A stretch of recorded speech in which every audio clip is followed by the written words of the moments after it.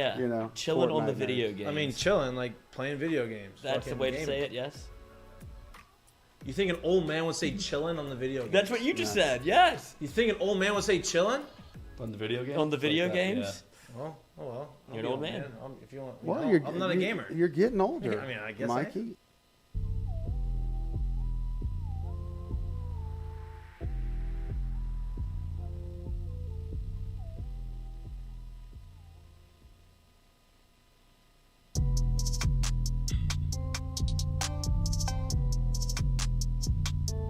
Oh, hello. Good evening, and welcome back to Mik'd Up. Today is Wednesday, January 11th. We have an enormous show. Twitter is going crazy. LSU Twitter is going crazy. Walker Howard has entered his name Has something happened? into the transfer portal. We will talk about that. That's how I want to lead the show. I wanted to go through Heineken headlines, but I know I don't want to get caught up in all the other stuff because I know people want to listen to what we have to say. At least I think that you want to listen to what we have to say. I don't have any inside information yet. I'm working on it, trying to figure out what happened, what went into this decision. Now listen, I'm biased towards Walker Howard. I love Walker Howard. I watched Walker Howard grow up. I'm friends with Walker Howard's family. I think Walker Howard is the real deal Holyfield, and I think that he is going to I thought he was going to make LSU really good. I think he's going to make any team that he goes to really good.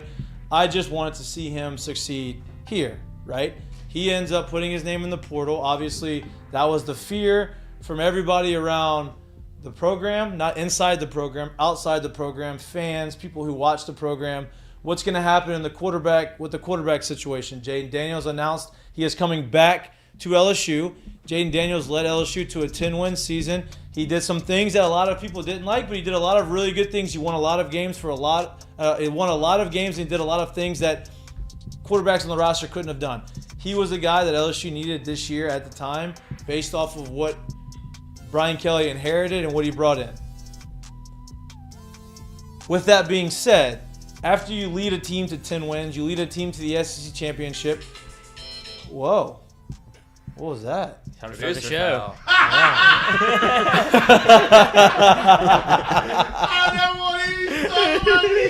Shit. Wow.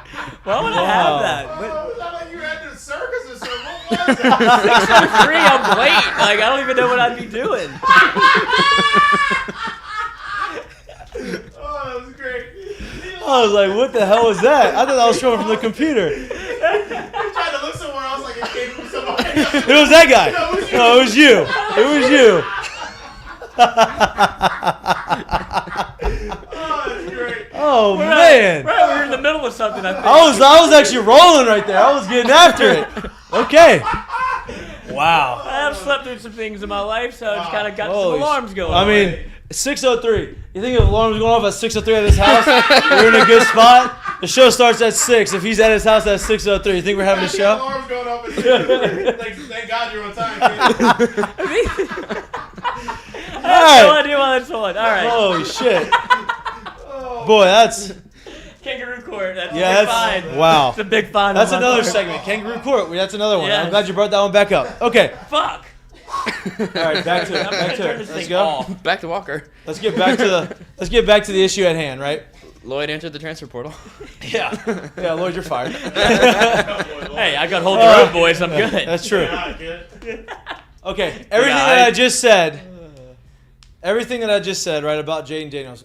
With all that being said, how do you say, okay, Jayden, you're coming back? How do you say you're not going to be the starter based off everything that he did the year before, right? Now, I get it. There's some things that we want to see. There's a lot of, I'm sure Brian Kelly, the coaching staff, the offensive coordinators, the players on the team, Jayden Daniels himself probably would say this, that he needs to push the ball down the field a little bit more vertically. Of course, right? Everybody wants to see that. That is not as very well known. That isn't a hot take. That is something that has been verbalized. That is something that has been said. And I think that is something that he is going to make a conscious effort to work on in the offseason. Now, I want to pose this question to everybody before I get into what I think about the quarterback situation. What is a riskier proposition? Letting Jayden Daniels walk or telling him that he is no longer Oh! No longer. That's my computer. Oh, there's your computer? This is my inside info that I'm trying to You get. boys. This is the inside info that I'm going to get. You didn't get me too today. We're about to Derek Jeter this thing. Everybody put their hat in the All right. bucket. So what's Bucket. the riskier proposition? Letting Jayden Daniels walk, right? The experienced guy who led you to 10 wins, who brought you to the SEC championship game, and playing guys who are relatively unproven, right? Nussmeyer had a couple games under his belt. He didn't look great as a freshman. He had some moments at the end of the year, right? But you really don't know what he's going to look like full term under a full year as a quarterback, right? Letting him play, or saying, okay, Jayden's going to walk. Letting Walker play, who we all think Walker is going to be really good, is very good, but hasn't been on the field yet to play. I think that he is going to be an All-American caliber quarterback wherever. I wish it was here, but wherever he goes. But you don't know because you haven't seen it on the field. So as far as riskier propositions, that would be one of the riskier moves. Saying, you know what, we're going to let this guy who's proven, who's done it for 4 years, walk and bring 2 guys up there and just let them battle out for the starting position. Or say, okay, we're going to bring back the proven guy, allow him to have the starting position, albeit maybe with a short leash, right? Let's see if he has made those improvements that we want to see to take our offense to the next level and take the chance of, risk losing one of the other 2 quarterbacks that we have backing him up. What would be the riskier proposition as far as season goes, right? The record of the season. I'm sure that we would all agree. What do you think the riskier proposition would be? Obviously, the riskier proposition would be letting the guy who got you to 10 wins walk, right? Right. So, because for me, when I look at it and I think about it, I'm like, well, that guy says he's coming back. That guy got us to 10 wins last year, right? Story has it that obviously, Georgia went 15-0 this year, but you get to 10 plus, I would say you're probably going to end the season at, I say 10 plus. I'm sorry, you get to over 10 games, over 10 wins. You're probably going to end the season as a top 5, top 6 team in the country, right? Now we do anything better than just 11, maybe 12, we might be talking about something special because now we're talking about you possibly may miss the SEC championship, but still make it into the playoff, whatever. You know what I mean? Yep. So for me, it's hard to believe that if this guy that's super experienced, that's going to have, 4 years under his belt next year? Or does he have 3 years? No, he's got 4. This will be his 5th year of experience? Yeah. Right? He has a COVID Under year. his belt Right. next year? Yeah. Or if I ask you who were you going to bank on that guy to get us over the 10-win number, or a guy that really doesn't have any time, or a guy that may have 5 quarters under his belt to get us over that number in this league, Right. it's tough. And I'm not saying that those guys And couldn't it's do it. not about them not being able to do it. It's just without just If you were a knowing- betting man, right, knowing what you know. if we we were throwing bets on this, Jayden's got the minus sign by him. Yep. Everyone else has a plus sign. Yep. Now, you could go and you could put a bunch of money down on the higher risk and have a higher upside, right? Now, I think that Jayden is going to be the starter, obviously, and I think that Jayden is going to have a leash on him that isn't quite as long as maybe it would have been this year. Right. I think that you have now with Nuss behind him and Walker gone, I still think that is a possibility. I don't know this as fact, but I still think that there is a possibility that Walker could take his name out the portal. We've seen it happen before. The Texas A&M quarterback, who was a 5-star freshman, put his name in the portal, ended up taking his name out of the portal and staying at A&M. Those things happen. Maybe that happens. Or maybe they had a conversation, maybe Walker and his family, or Walker by himself had a conversation with Brian Kelly, asked him what his future plans were for this coming year, and maybe it felt like, okay, you know what? My time is now to go out there and play and be a starting quarterback, and I don't want to wait my turn, and he's moving on. I don't fault him for leaving. I wish he would have stayed. I wish he would stay, and I wish he would have take the opportunity of becoming that starting quarterback and being the guy that we all hope that he would be. But the fact that he is leaving doesn't give LSU fans or anyone else the right to go at him and basically say, oh, he's a quitter, he doesn't like competition, this, and this, right? Like, at the end of the day, that is the System that's created. system that is created, and that is when you recruit a lot of high-level quarterbacks all in the same room, you are going to have attrition. Fallout. You're going to have people leave and go elsewhere because that is just you have a talented room. That is a credit to the recruiting. That is a credit to the talent.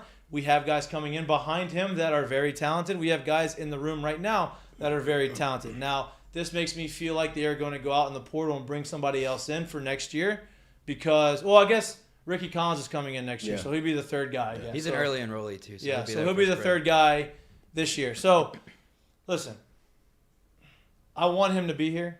I wish he was still here. I hope he still stays here. We'll see how see how this thing plays out. Yeah. But all is not lost. Walker is nothing against Walker. I think Walker is going to be an elite talent. I think he's going to be in the NFL one day. What I do hope is I hope that the guys that are coming in behind him that are going to be in that starting role that maybe Walker would have had are also the real deal and will also be in the NFL because this will forever, if he doesn't take his name out and doesn't come back to LSU, ends up going somewhere else and is that guy that we all anticipate him being, and the guys that replace him are not that is going to be forever a stain on the new coaching staff and say, oh, well, you had this guy and now he's a first-round pick, and you chose the other guys over him, and these guys aren't very good. Now, the ideal situation is both guys are extremely good, and both are doing everything, and everybody has success. I don't and that's the crazy thing too is because I don't mean this in a bad way at all. It's just when you've seen so much of this stuff, you start to get a real, I guess, a grasp of how this thing really works. But whoever looked at Urban Meyer or the coaching staff at Ohio State, can't believe you guys let Joe Burrow walk. I don't really think that they talk about that much. Right. You get what I'm saying? That's a very good point. Very good point. They say it, but they had success. Oh, but they have the benefit of hindsight. My point, Now, if the quarterbacks that Joe couldn't beat out, quote unquote, at Ohio State weren't very good, right, when they got the starting job and Joe did what he did, then they can come back and they can bitch. My point is those guys that they played anyway, they were still really successful there, and the team is still really successful there. So when it was all said and done, it became a war of attrition. And good for you. Exactly. Joe, you did what was best for you. You made yourself to become the most elite quarterback ever, and we were able to go into the playoffs and do everything that we in needed a perfect world, if it worked out this way to where Walker wouldn't come back, right? And he obviously is in the portal, and he does decide to leave. In the perfect world for it to work out with LSU, it would have to be something like you go back to 2009 and I'm going to go back to 2009 on the baseball side of it when Rafe Rhymes left. Couldn't make the team. Should have made the team. Was actually one of the best performers in the fall, but couldn't make the team because of how we had it so stacked. We ended up winning. He ended up going to be a player of the year somewhere else. He ended up coming back, and he ended up winning SEC player of the year here. You get what I'm saying? And nothing was lost. So my point to it is if it were to work out this way and stay this way, in a perfect world, you would want to see a super successful LSU team. Yep. And listen, we have Jayden's obviously here. You have Jayden here. You have Nuss behind him, who obviously people are clamoring for Nuss, right, because of what he did towards the end of the year. You have Ricky Collins, who is also a 4-star quarterback coming out of Woodlawn. Yep. Yeah. Right? Of Woodlawn. So he's a hometown guy who wants to be here. He's super talented. And then behind him, you have a 5-star Colin Hurley coming in, who is, if you've seen his tape, I know Lloyd, I've seen his I think Lloyd goes to sleep watching his film as a quarterback. I do. We do a Duolingo lesson every day. There you go. At night. There you go. Smartest man I've ever talked to. There you go. Oh, my God. But so this kid seems like he is groomed to be a superstar in college. He's a 5-star. He's very highly rated. You have guys coming in behind him. And that goes to my point of when you have a quarterback coach and a head coach who recruit that quarterback position at a high level, and you bring in all this talent, some guys are not going to stay. Some guys are going to leave. This is not going to be the first time a high-level quarterback transfers out of LSU in the next 10 years under Brian Kelly, because they want to bring in a quarterback every class. Not everybody can play. There's only one football. There's only one quarterback that can play every down, and that's just the way it is. And it's unfortunate, but it's just the name of the game, and it's the way the NIL is set up, and it's the way I say NIL is part of it, but it's the way the portal is set up, and all of those types of things. And like I said, there's still a chance. I don't know any of the details. There is still a chance that he could come back. I hope that he does. But if he doesn't, I wish him the best of luck, and I hope he goes out there and he balls out. Now, we can all speculate as to where he's going to go. The first place that comes to mind, to me, is TCU. Why is that? Well, for a couple of reasons, Lloyd. I'm glad you asked that question. A couple or one? A couple. Because Monday night, I think a couple of them probably went out of the books, too. Well, a couple reasons. Maybe 3. I'll give you 3 reasons why. I appreciate the question, Lloyd. Thanks for posing that question. Number 1. Fight for my job. One of his best friends, his high school teammate, just transferred to TCU, right? That is Jack Besh. Had him on the show, explained his reasons why. Hopefully we can get Walker on the show at some point, explain the reason why he's gone. Reason number 2. Lloyd's favorite quarterback in college, Walker Howard, is now gone. He is not going to be at TCU anymore. He's going to the NFL. Max Duggan. What? Go ahead. I got a rebuttal to 2. Okay. Max Duggan gone, right? Going to go to the draft. That quarterback position is open. Reason number 3. You're going to be in an offensive system that is made to have the quarterback succeed, especially if the quarterback is extremely talented. I think that we would all agree that Walker Howard is better and more talented than Max Duggan. Now, I know what you're going to say, because the guy who's still on the roster beat out Max. And he's still there, but he got hurt. That's why Max got the starting job. Now, Walker's have to go there and has to compete still to get that job. Is that what you're going to say? Yeah, 100%. Yeah. Like, and you're right. So for me, reason 2 is not really the reason, Right. because from the outside looking in, it seems like, well, they brought in a new coach. Max Duggan wasn't the starter. The coach obviously likes this guy. The starter got hurt, and Max had to come back in and play. Yeah. So that guy's going to be there, and the coach is still going to be there next year. So to me, it seems like that is Okay. right now your starter. Let's take out that second guy.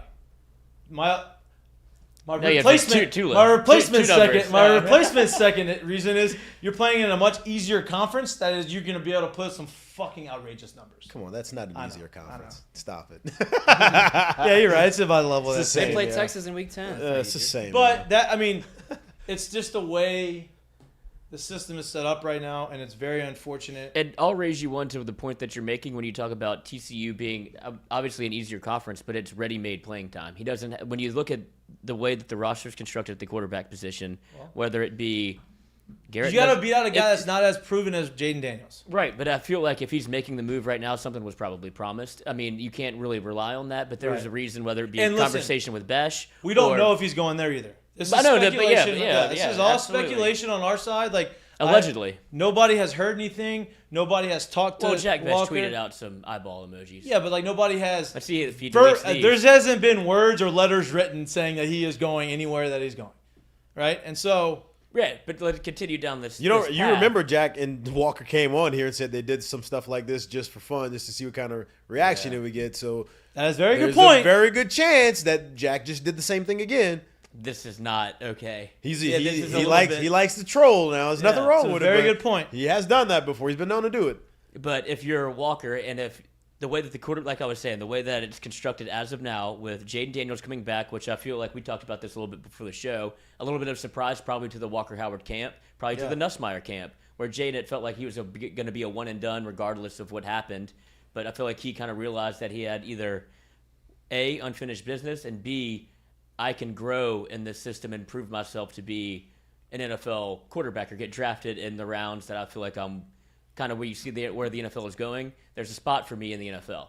And so I feel like that was probably a deciding factor, because it felt like Walker they wanted him to redshirt, right? Like, I'm not mistaken by saying Jamie wanted him to come And here. I don't even think it's just Jamie. I think that even if Jamie says, hey, I want you to go out there and compete for the starting job, I think that they probably would have redshirted him anyway. Yeah, You know what it I makes mean? the most sense. Yes. In an old, kind of like in the old vein of what college football used to be, where it's like, look, sit a year, we'll redshirt you, you'll play for 3. But now with the transfer portal, that obviously oogies it up a little bit. So Right.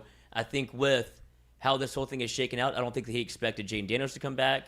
And in my mind, that sets up a competition for the second spot between Nussmeyer and Walker Howard. And given the two, you thought that Nussmeyer was probably going to walk after spring and maybe go to a TCU, something in that vein. That's what we talked about. They're not going to keep all 3. Right, and that's what This leads me is- to believe that they had that Walker may have had a conversation with the staff, and the staff kind of made it clear whether they said it or insinuated that Nuss is going to be the number 2 guy again this year if he's still here. I don't know if that was said, but that leads you to believe that, all right, Walker believes in himself. He believes that it should be the starting quarterback.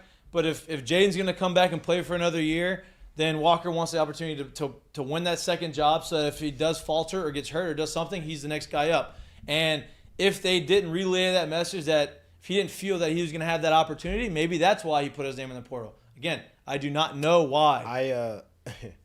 It's weird to me because I feel like what seemingly is the worst thing for the quarterback room right now, if you want to call it that, has been the best thing for the football program right now. The best thing for the football program in 2022. No. Moving forward. And here's why I say this. Because I don't think anybody would have ever thought LSU would have been sitting there with 10 wins and in the SEC championship.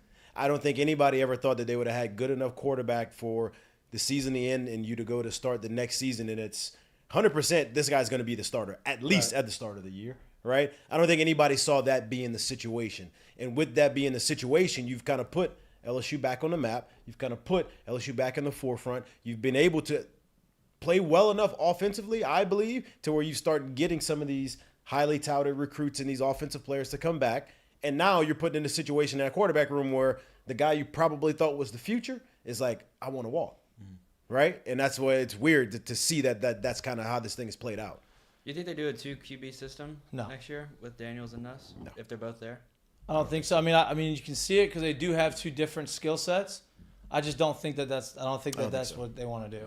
You know, I think Nuss can move around enough to where they don't have to because they want to lean on his arm, and then or I think Jayden can throw the ball enough to where you don't have to lean on the other. Yeah, guy's I think you saw him do it in the past because, truthfully, the talent at that position that he's had just hasn't been at the level of the guys that he's getting here, right? So he's getting these guys here, and there's no reason if I can run one of them out there, then he's probably the guy.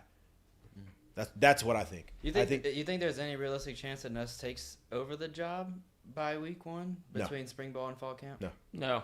I think there's a 0% chance that happens. unless Jayden gets hurt and doesn't. No. Like he obviously means like without being. And that's hurt. why I thought it was going to be more of a Garrett Nussmeier probably transfers. His clock is closer to expiring than Walker Howard's. This feels like I'm in the camp where I would be surprised if this doesn't play out longer than you think with Walker Howard. I don't think this is an immediate jump into the portal and then make a decision. I think this is he wants to be at LSU. You can see, even in the Jack Best interview, you can see that he wanted to be at LSU, and they're cut from the same cloth from Lafayette, STM. They grew up thinking, I'm going to run through the tunnel, touch the win bar at LSU.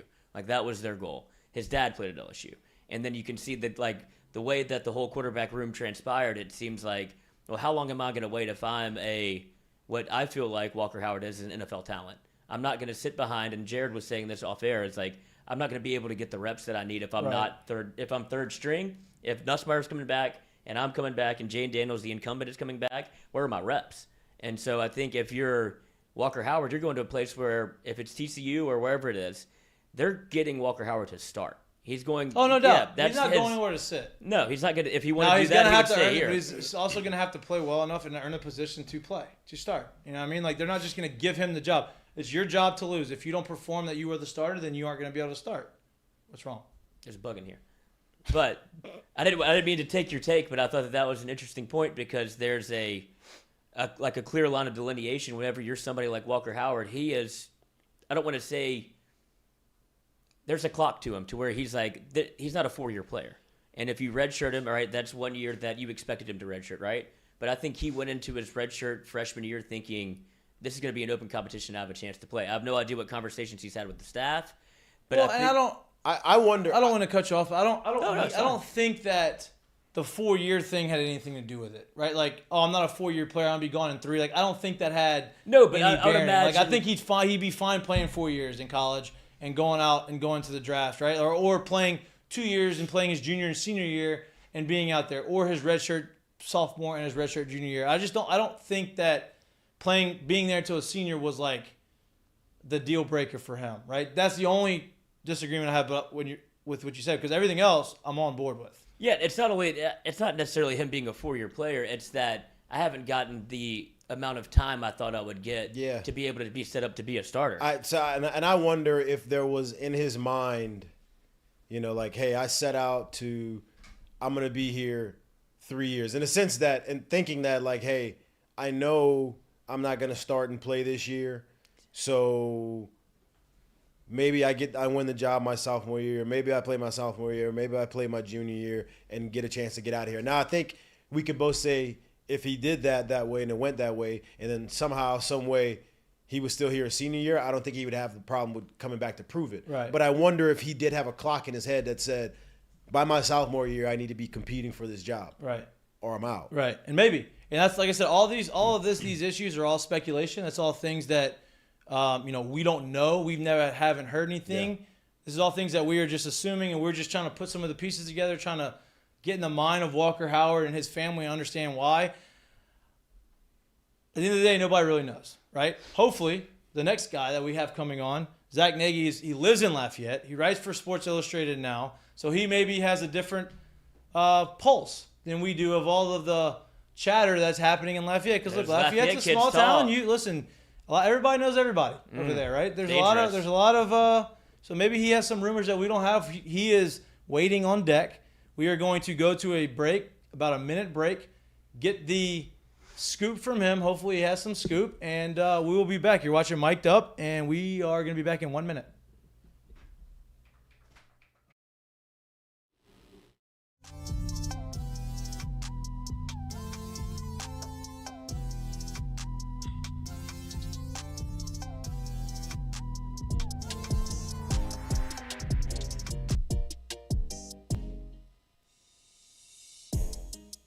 Today's show is brought to you by Dos Equis.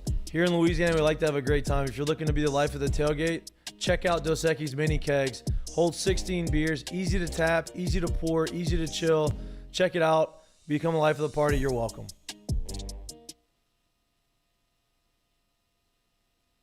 Our What's for Lunch segment is brought to you by Doe's Eat Place. Maybe the best burger in town. If you're not looking for lunch, you're looking for dinner, go check out Doe's Eat Place. They have unbelievable choice of meats. They have unbelievable tamales. They have a great atmosphere, great vibes. If you're looking for a homey Louisiana type of atmosphere, but you're looking for high quality food, Doe's Eat Place is your spot.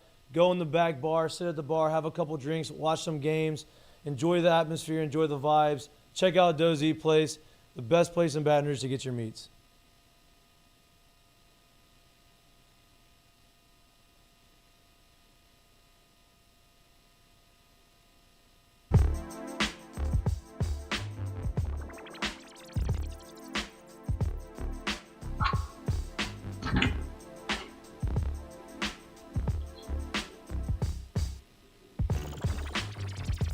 Zach, can you hear me? Yeah, can you hear me? Yep, we all good. All right, we're coming back to you here.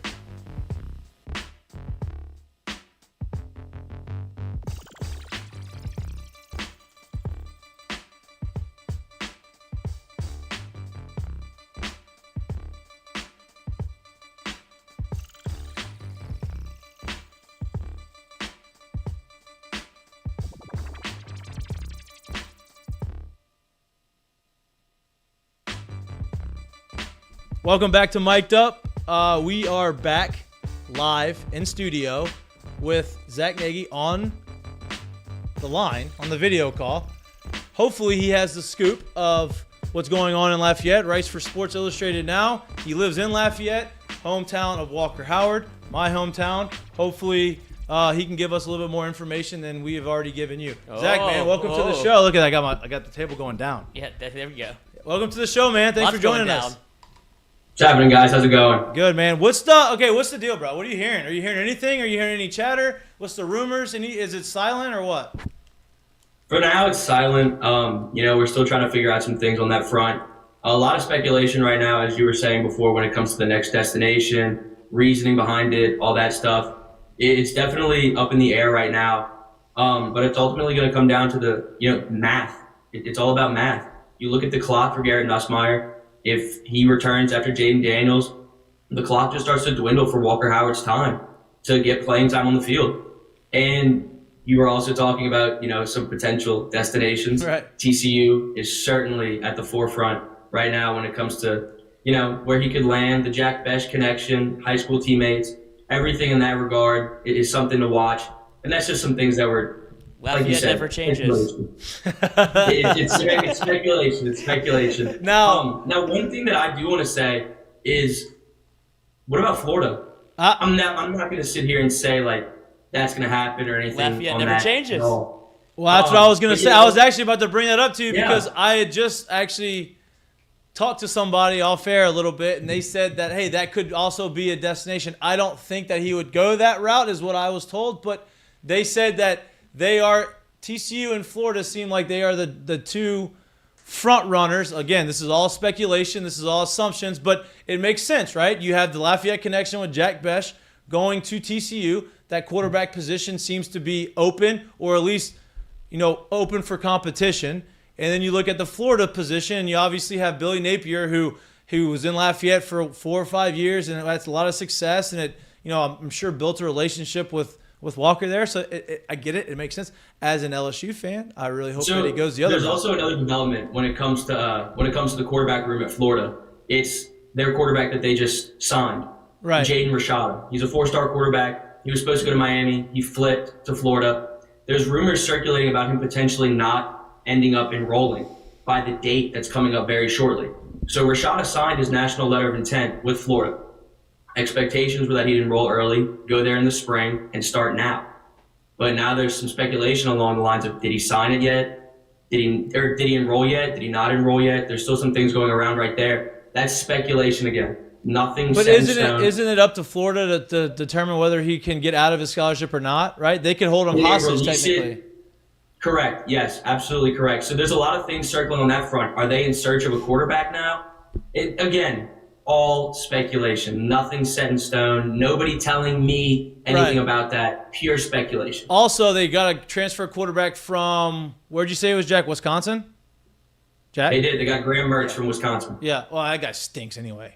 That was the contingency plan. Yeah, that guy stinks. You could easily draw the line from sweet Billy Boy to Walker Howard to Florida. Like that's a plan that I could see him trying to. That would hurt. Absolutely, that would hurt. That's where you enter the age of NIL, right? Like Florida has put this plan in place where I think they're tired of being bottom dwellers. They lose Anthony Richardson to the draft.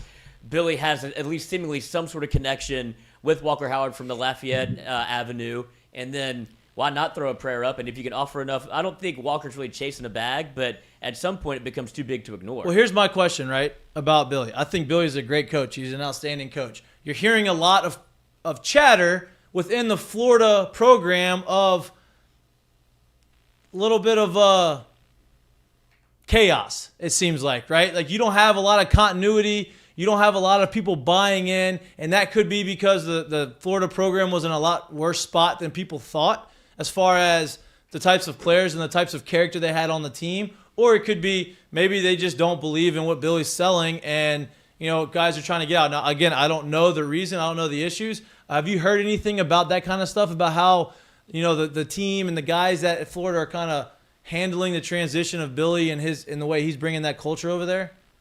So when Billy got to town, the goal was always going to be to kind of go along his plan, go along his trajectory. Billy's always been a guy about phases. It's always a 3-phase plan, and the first phase was going to be recruit, get some guys together, and then phase 2, get the roster the way that he'd like it.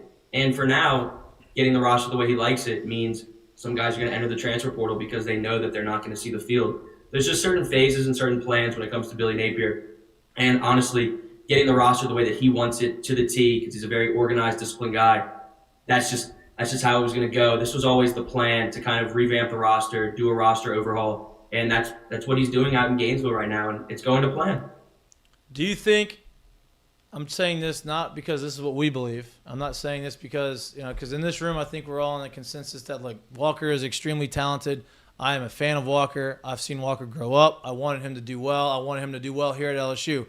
But everybody is, they love to press the panic button, the fans do, and say, oh, no, the quarterback room is a mess, and, you have Jayden coming back, and he ruined the whole deal for the whole development stuff.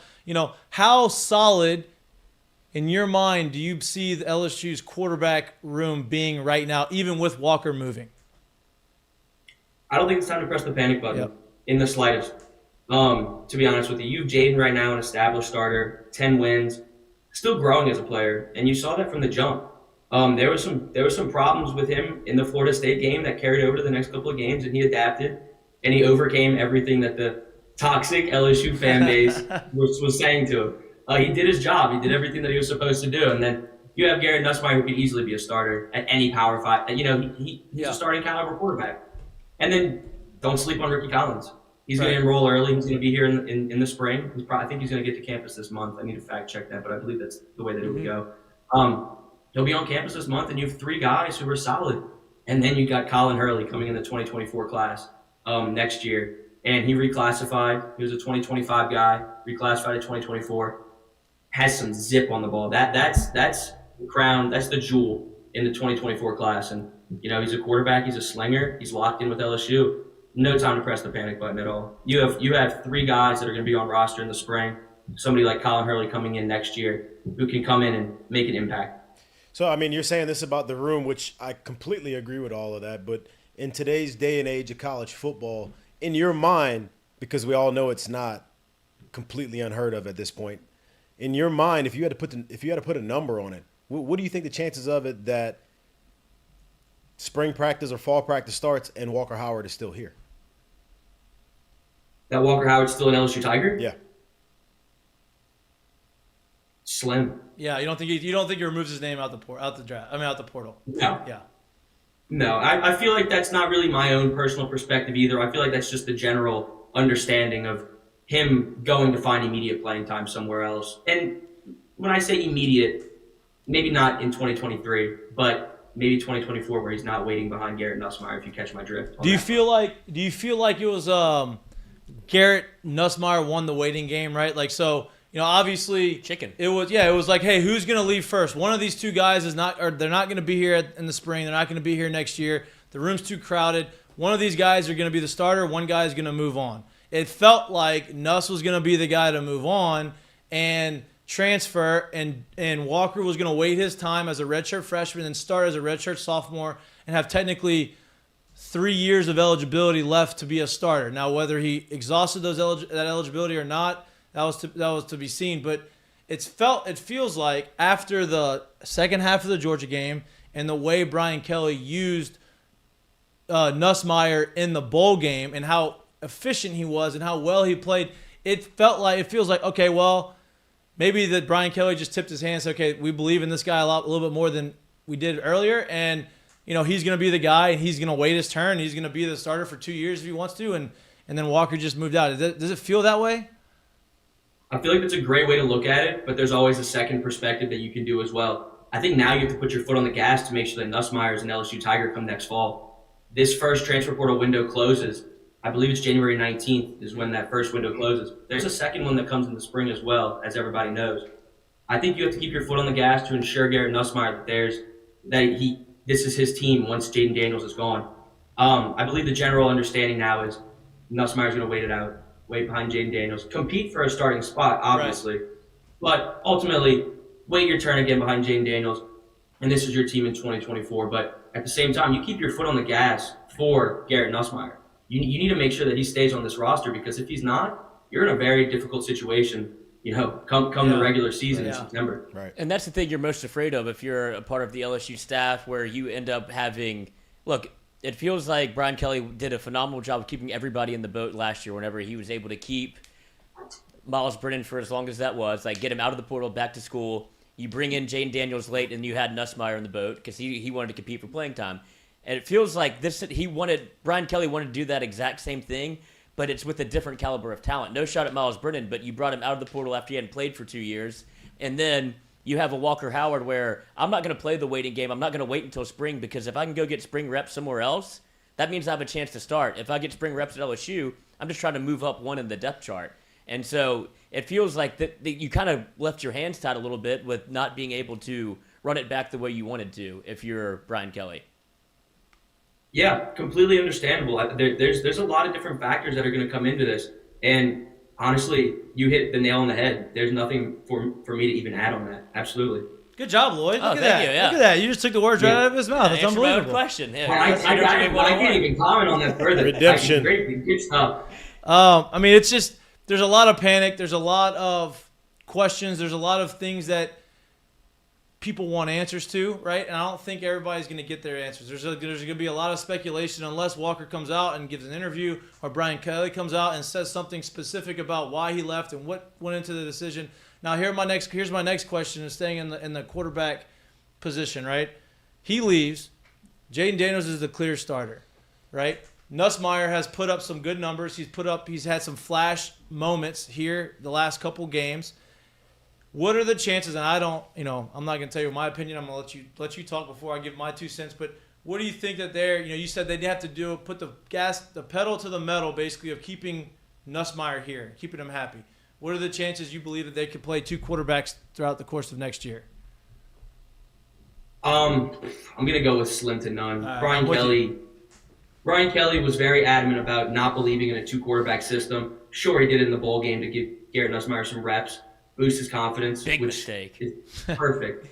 Let him get some reps under his belt just in case, because you never know what could happen next year. But as for the 2 quarterback system, that's never going to be Brian Kelly's decision. He would never do that. He's stated that he would never do that. He could always backtrack because he has 2 elite quarterbacks, but for now, no, I would say that that's not going to be the case. Yeah, I mean that's the. That would That's be the part of only the- way you feel like you have to pitch it like that to No, keep I don't think so because I think Nuss is in the position now where he said, you know what, I'm here. I was a redshirt freshman this year. I'm going to be a redshirt sophomore after next year. I have my junior and senior year to play. I have 2 full seasons plus a little bit of film that I've put on the last couple of years to play and get myself in the NFL.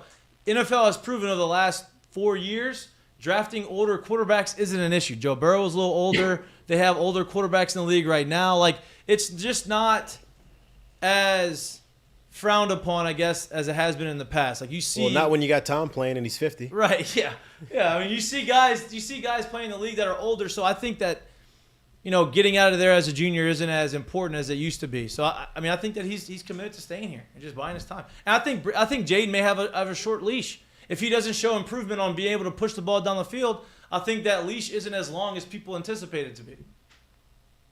And I can also agree with that. I think there's a lot of improvement when it comes to Jayden Daniels' game. You have vertical threats all on your wide receiving core. You have Malik Neighbors, Brian Thomas Jr., who is poised to explode in 2023. You have guys who are vertical threats, physical receivers, who need the ball down the field. And if there's one thing that Jayden Daniels struggled with primarily last season, it was getting the ball downfield to his receivers. You saw him show flashes of it towards the back end of the season, but when it comes to top priority things he needs to improve on, it's that. And when you're talking about a tight leash, I think that's a fair statement. I think that's a fair assessment. Lloyd?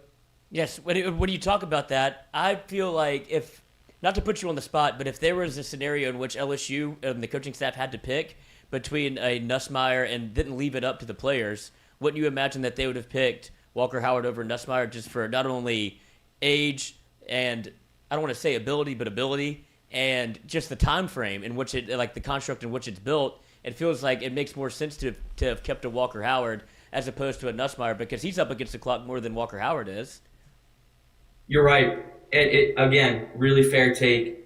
But it's not up to the play. It's up to Brian Kelly and it's up to that coaching staff. And Joe Sloan has a great relationship with Garrett Nussmeier, and it's nothing against Walker Howard because they love Walker Howard as well.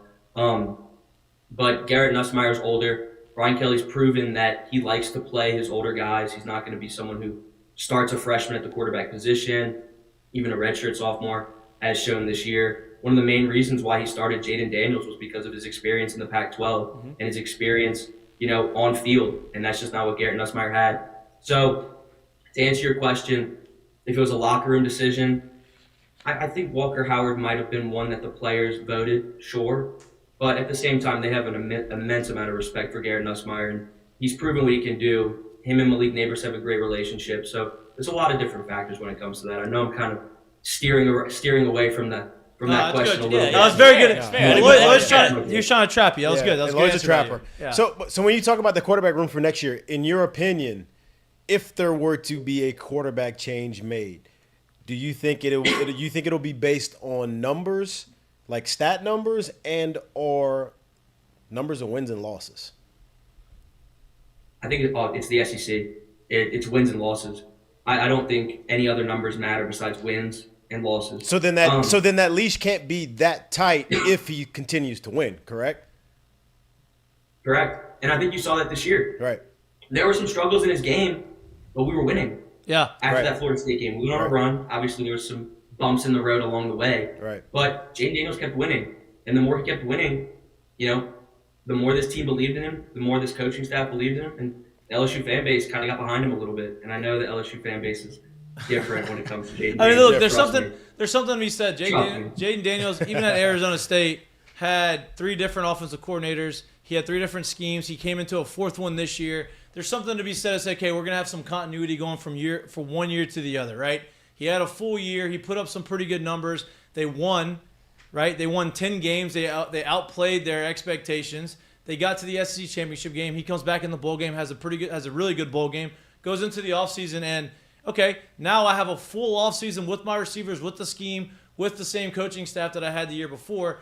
You would imagine that there is a jump to be made. There's improvement to be made, and you should see it. And if you don't see it, then I think that's going to be affected. You're going to see the wins and losses not be probably some losses that probably shouldn't have happened. And if that's the case, I think there's a quarterback change, right? Because the book's out, the film's out, you can understand how to beat that. And if you can't make those adjustments and prove them that you can put the ball on the field, then they're gonna stack the box, or they're gonna spy you, and it's gonna be hard to succeed.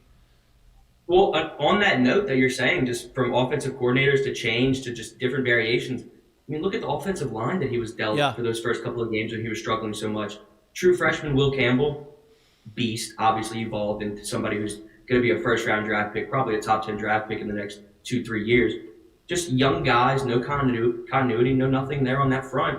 And once they got that set 5, finally, it took enough games to get it, but they got that starting rotation, and once that unit clicked, the whole offense exploded. Yeah. Jayden Daniels, the passing game, everything. So there's just a lot of different factors when it comes to that. Offensive coordinators, offensive line, your weapons, utilizing them. There's a lot of different factors there, as you're saying. It's going to be interesting to see. It's going to be a battle in the spring for sure. Obviously, Jayden's going to be the guy, but it's going to be interesting to see the development of Nussmeyer and see kind of what unfolds this season.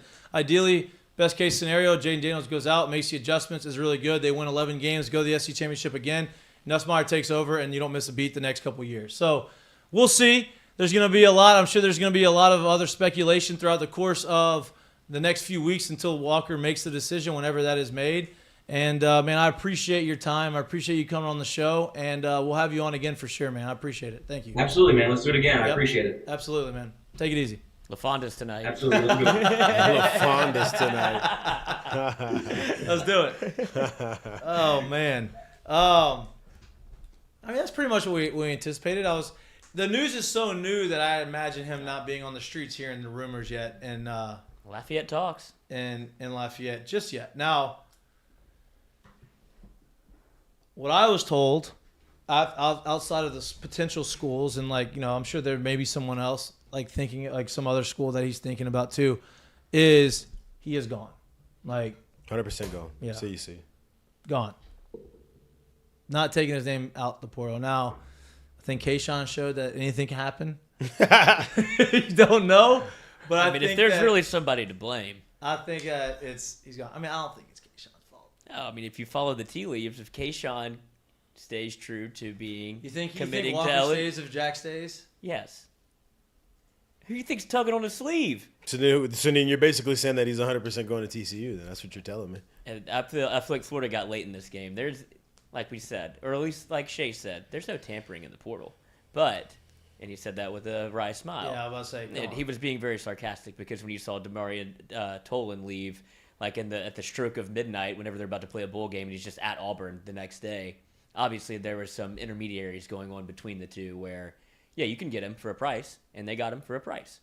And so I don't know if that's. I don't think that. I don't know. I don't think no. That's what I'm saying. But I'm not drawing the parallel between money. I'm drawing between the parallel of there's people that are coordinating these conversations, in which I wouldn't even consider it tampering if it's best. It's two friends having amicable conversation where it ends up bro, could you imagine being here? If that's the case, do you think these conversations started after the bowl game, Yes. or you think this has been going on for a while? No, after the bowl After game, the bowl because game.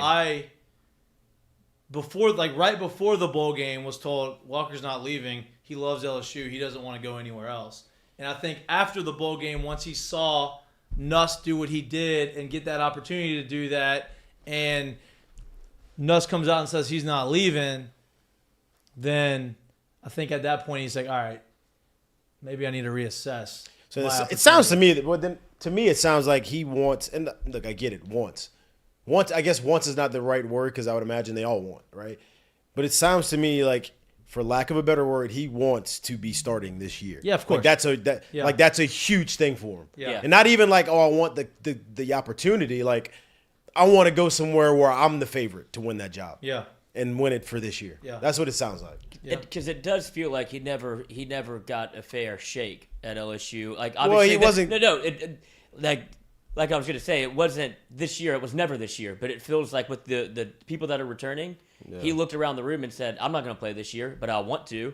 And they're not gonna. It doesn't feel like I'm gonna get the fair opportunity to compete for the job. And I feel like he had so much success at practice on the scout team and doing the stuff and had such a good understanding of what they were trying to do. And you saw him in the bowl game. Like he can run, he can get the those perfect yards, marriage of Jayden Daniels and he and can throw the ball. Nussmeyer. Yeah, so I think the success that he had running that scout team and going up against the number one defense that LSU had and having that type of success and kind of raising eyebrows like, oh, this kid's good, showing that and then not being able to do it and be able to have the opportunity to show it on the field, I think that kind of wore on him a little bit probably and said, you know what, like I am good enough. I'm probably the best guy in the room. And if I'm not going to get that fair shake, I'm going to go somewhere and I'm going to show you that I am. Right. And I don't fault him for doing it. It just sucks that Do you he's think gone. it's a little bit of hubris from the LSU coaching staff to feel like kind of like what Zach said, where I'm going to go with the incumbent, not only the incumbent, but I want to go with an older guy. I'm not going to You're give talking about going into this year or last year? this year. No, Walker seems like the type of guy, just from when he was here, that it's like he almost seems like he's like, hey, look, man, I get it. Those guys are back, so I'm just gonna leave. Like I'm gonna go find somewhere else to do this thing for me. Seems like he would. It seems like he would have that kind of a take towards things. especially when you got Besh in here. I'm telling you, like he Oh, was I mean, that definitely affects it, no doubt. Like that definitely is. roommates. Yeah, that's definitely part of the reason. Not the whole reason, but I'm sure that didn't hurt his ability to put his name in the portal. Now, if he puts his name in the portal and doesn't go to TCU, then I don't think Jack had that much of an influence on him. You know what I mean? Well, that's when it becomes probably an NIL thing with Florida. No. I don't think. I think it's gonna go. It's for him. It's all about playing time and where is he gonna be able to play and have a chance to succeed and get to the NFL. I don't think the NIL stuff. It's great to get paid. I'm sure like they're gonna give him some money, but he's not chasing the bigger deal. I don't believe. Knowing him and knowing his Oh no, I don't personality, think he's that type of person. But Yeah. I feel like that's how Florida has inserted themselves in the conversation with Billy Napier. That's obviously one string you can pull. But Well, then because you know why? Because the more money you get, the more opportunity you're going to get. Right. Same guy. I mean, you get drafted in the first round of the Major League Baseball draft compared to the guy who gets drafted in the 15th round. And you get $2 million signing bonus. This guy gets $5,000. The guy with $2 million is going to get more opportunity and every opportunity to be the starter more times than the guy that got $5,000. everybody does that more than baseball Same, players. exactly. Same thing with the NIL, right? Oh, this kid, this quarterback, we want him in the portal, and we're going to give him $1 million to come to Florida. Okay, well, we're not just going to give that money to anybody, and I don't think it's Walker chasing it. I think it's, oh, we're going to give you that money, so that means your opportunity is greater. So it sounds like, yeah. It sounds like if you want to call him chasing the money, it sounds like it's, well, you got to show me something that's going to guarantee that I'm going to get that opportunity. And in today's game, it's NIL. it's It's like a NIL signing money. bonus. Yeah, it is. Basically. Yeah, Basically. 100%. Man, it sucks. It sucks. It's- It's not the end of the world, though. No. I want to make that clear. And we also want to make it clear that we're not saying that as in a slight- Walker could yeah. be all world everything, but that's just how the game is. The game will go on. Seemingly, what they've done so far, LSU will continue to ascend. So here you gave an example of what example? Oh, you gave the baseball example, right? I'm gonna give you a football example, and this is a little bit more recent, right? Georgia and Alabama both had starting quarterbacks on their roster. Jake Fromm at Georgia was the guy. Justin Fields was obviously more talented than Jake Fromm. Jake Fromm was winning games. He was getting them to the national championship. He was doing the things that they wanted him to do. He didn't put himself in a position to lose the job. He was winning ball games. Winning ball games, going there. So Justin Fields says, all right, I obviously see that I'm not going to be playing here. I'm going to transfer to Ohio State. And I'm going to go be a Heisman contender. I'm going to be a first-round pick. And I'm going to go to the NFL. Jake Fromm is Jake from State Farm now. And Literally. Justin Fields is in the NFL. Does he do State Farm, or are you just saying? No, I mean, if he didn't, that's the worst. He should have capitalized on that, no doubt. But NIL. yeah, make his own business. But that's one example of both quarterbacks in the situation working out for both teams. Jake Fromm and Georgia were happy with the way it went because Jake Fromm got them to the national championship and won games. Justin Fields was happy because he went to Ohio State, was able to become an All-American, have his starting opportunity. They made the playoffs. He became a first-rounder. Yeah. You look at Alabama, you had Jalen Hurts, was a starter forever, won that national championship, got to the national championship, got taken out of the national championship with Tua, who ended up winning the national championship. He realizes, all right, this goes the other way. Okay, I'm not going to play anymore. The freshman took my job. I'm going to transfer, and I'm going to go to Oklahoma. Now, it could have backfired, and Tua may have not been that good and could have sucked, and now you take the chance of a young guy with no experience, have the second half of the game, did win you the national championship. You get rid of a guy who was very successful for you for 3 years. He goes out to Oklahoma. Both guys are uber successful. Both guys have a lot of success. Both guys are in the NFL having success. It worked out for both ends, for both different teams, and I think that's how you would like to draw this up. Well, I think it's similar to whenever Georgia lost Justin Fields to Ohio State, and then both teams are in the playoffs. Well, that's what I just said. Oh, I didn't hear you. I'm sorry. I was just trying to comment. Active listener. I thought this was going a different route. I was like, I just said Jake Fromm and that was the first example I gave. I was responding to the chat. Yeah, you're doing your job. I get it. Yeah, no. I was really listening. I'm like, where is this going? I was like, it's similar to Justin Fields. I'm like, what's the other example about Justin? Did 2 schools that I didn't know of? No, but that's what I said. Jake Dwayne Fromm. Haskins, Joe Burrow, have you done that one yet? Well, I mean, Okay. that one was a little different. Yeah, you know? Dwayne Haskins for 50 touchdowns. Well, and you Joe was had also 2 other great. guys in the room that also were starters at Ohio State. You know what I mean? Like, so I guess that was probably more like the Walker deal. Yeah. Yeah, because Joe wasn't the backup. Joe wasn't the backup. He was a third-string guy. He never got that opportunity. Was unproven. Was a high-rated quarterback going in and transferred to a place where he could play for 2 years. Now, he did it later than Walker did it. Yeah. You know, but, yeah, I mean, those are all examples, and both teams had success. And for all those that are saying Walker soft, all this, I mean, I get the game, but imagine this if the shoe was on the other foot and Walker Howard was from Lafayette, had committed to a different school, and now you get him in the transfer portal back to LSU. Imagine that scenario. No And doubt. what And you he's not- would be Or if saying. it was your kid. Well, That had I NFL think talent, that and you're like, I think that also might play a factor. This is me just speculating, but the time that Jamie Howard had at LSU probably doesn't leave the best impression of what he thinks of the LSU fan base.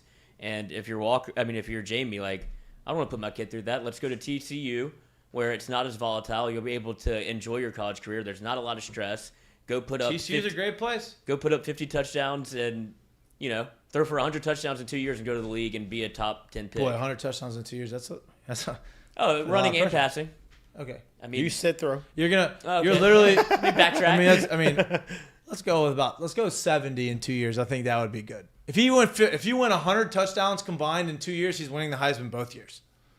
No, Dwayne Haskins didn't win the Heisman when he threw for 50. Yeah, but it's a different. This year, nobody was even close to that. Oh, we had a rough go of it at The quarterback greatest position. the greatest quarterback year of all time, Joe Burrow scored 60 touchdowns. So you're telling me that Walker's going to have 2 years of 10 less in a row. That's a bold. I'm not saying he can't. That's a bold statement. If he does that, Over under 85. he's a first overall pick. Over under 85 touchdowns in 2 years. Rushing and passing for Walker. I'm going to go under. I'm going to go under. Okay. And that's not a slight. I mean, that's Not at all. I'm just saying, if he goes to TCU and the team that Understand. they play, he's going to dice them if up. if he throws 30 touchdowns a year, that's 60. And let's say he gets 10 rushing touchdowns, which would be Total. Unbelievable. Let's say 10-year year. Let's just say 10 for both years. That's 40. That's 80 total. That is an unbelievable year. That's still under the 85. I'll take the over. All right. Okay. I'm sure I can get someone. I'm like laughing, but like I'm not saying it's not possible. I'm not saying like, it's not possible. I hope it is, because Yeah. if it is, he's going to be the first pick quarterback taken in the draft. but this is the Lloyd type of bet too, because I can get someone to book that for you. yeah, but I say this is the Lloyd type of bet because this is definitely one where he's like, I'll throw 5 on it. Why not? I'll win. I can get someone to book that for you if you want. Absolutely. All right, I'll make it happen. What's the minimum? I don't know. I mean, with that, I'm sure it's $5. Yeah, perfect. That's all he wants. What do you mean? Yeah. I don't know. I'll make some phone calls. I'll get it done for you. Nickel I can and $2. dime and I season mean, all I the way can't up imagine. to I can't 2K. imagine. Rush to I 2K. can't You can't. Actually, I don't think there's a limit on that. No. I think these people will be like, oh, okay. Lloyd's putting 5 on it. I can promise you That's that. my unit. But listen, I haven't gotten on the Twitter yet to kind of see the reaction. I'm sure y'all have. I'm sure the reaction's pretty. Let's go to Tiger droppings. I'm pretty. Oh, that's gonna be a dumpster fire. But I mean, look, I'd imagine. I get it. I understand. I understand the panic. 14 pages. I understand Can't even do it. the concern.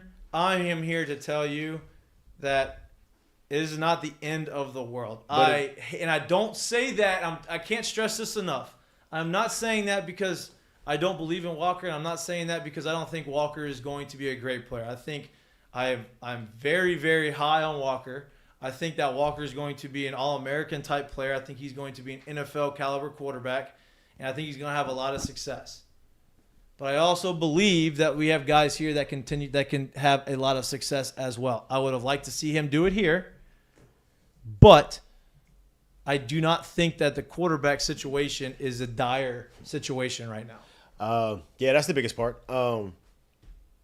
For me, I don't know about. I mean, I'm sure you're pretty much the same, but for me, I like to see, and I have no problem if a guy came here from Vancouver, Canada, and was all world. But it's cool to see guys from the area, like Especially your hometown, do it here. Yeah, and you see him and you watch him grow up, and Yeah, he's realizing his dream. You of got playing some at familiarity LSU. with him. It'd be cool to see him do it here, but I'm sure he'll go do it and do really well somewhere. And I hope so. I hope he does. I have little to no doubt how good he will perform I agree. when given the opportunity. Yeah. He was. I disagree with you. I think this is a kind of a massive blow to LSU when you look at how the future was set up for him to come in and play. And it feels like, I don't know if LSU really fought hard enough. It might have been his decision, like his mind's already made up. But this is something that I don't know how long they've been in conversations, but you kind of bar the door and don't let him leave. Like, you're like, look, we got to figure this thing out. You're not leaving. But we've had this conversation Back and about forth. other players in the past. Brian Kelly can't make his decisions of how he wants to run a team based off of one player. No high-level football coach is going to do that at a high-level school. And I don't care how good that person is, if he hasn't – now, if he's done it on the field for 3 years or 2 years and he's balled out and all of a sudden now he's leaving, that's someone you fight for because you do it. I'll say this. I'll really say this. I think your statement would be 100% merited if and only if you didn't have a Colin Hurley. That's his name, right? The kid in the class after him. He's not signed here, but he's committed here already. And if you didn't right? have two capable guys that could put you in a position to win, so you every got game guys on who the could roster. put you in a position to win you 10 plus this year, and you have a guy with that kind of trajectory after him, right? Not that you don't miss Walker Howard, but you may not miss a beat with the next guy after. Right. And that's the thing. Like, listen, hindsight, you go look at what happened with Georgia. They're like, fuck, I wish we would have had Justin Fields. Like, that was a big blow because we did have a guy who was an uber talent, and he probably would have taken us to heights that we didn't reach with Jake Fromm. That height would be winning a national championship, right? But you got to a national championship. You don't know. It's hindsight. You don't really know how he would have panned out. It worked out. I agree to you that it's a blow because of the potential that Walker could have, right? I disagree in the sense that it's going to put LSU back or set them back or do any of those things because you do have guys currently in place at the quarterback position that can win you a lot of games and can take you to the playoffs and could possibly win the national championship depending on their development, how they do. They can do that because at the end of the day, as good as we think Walker is and will be, You don't know yet because you haven't seen it, and that's just the fact of it, you know. And I'll disagree with you in one sense about the Justin Fields sense of our conversation. Let's be honest.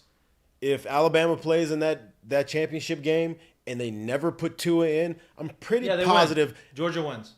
But I'm pretty positive not a single person ever would be like, man, we for sure would have won if we would have had Tua. Right, because they don't know. Because you don't know. Yep. You get what I'm saying? Yep. So, like, with that being the case, like, we just don't know yet. And that's where it's like, okay, he'll walk. It hurts. But because of what they have in place and in place behind him, you're gonna be okay. Yeah.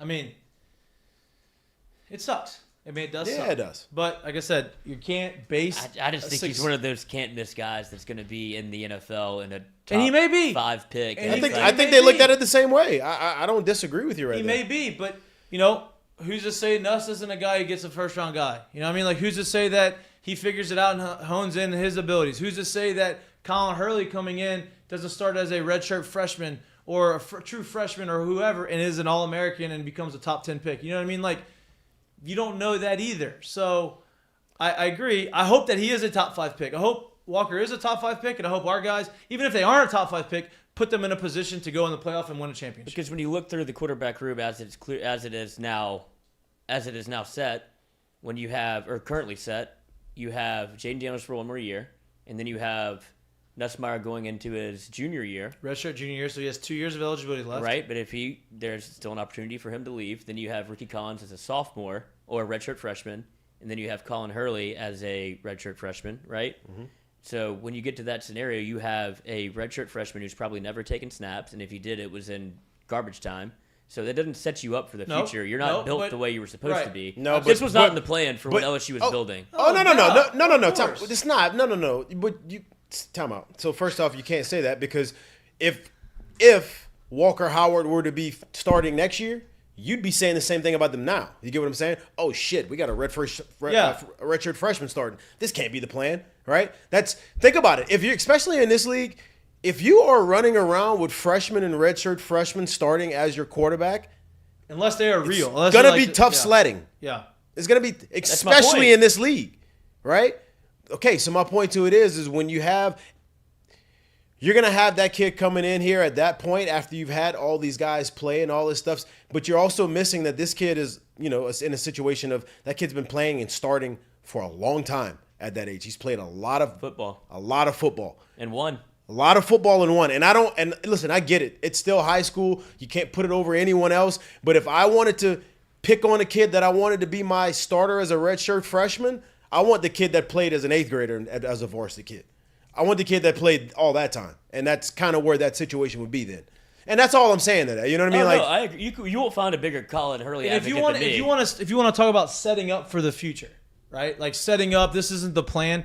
At some point, the way the situation was set up, you are going to have to, if you want to say, oh, we want to have a guy and set him up for the next 2 or 3 years and have guys behind him, at some point you're going to have to start a freshman or redshirt freshman if that's the trajectory that you want it to go. Have him play for 2 or 3 years, and have a guy behind him. And let that guy come in and figure it out after him.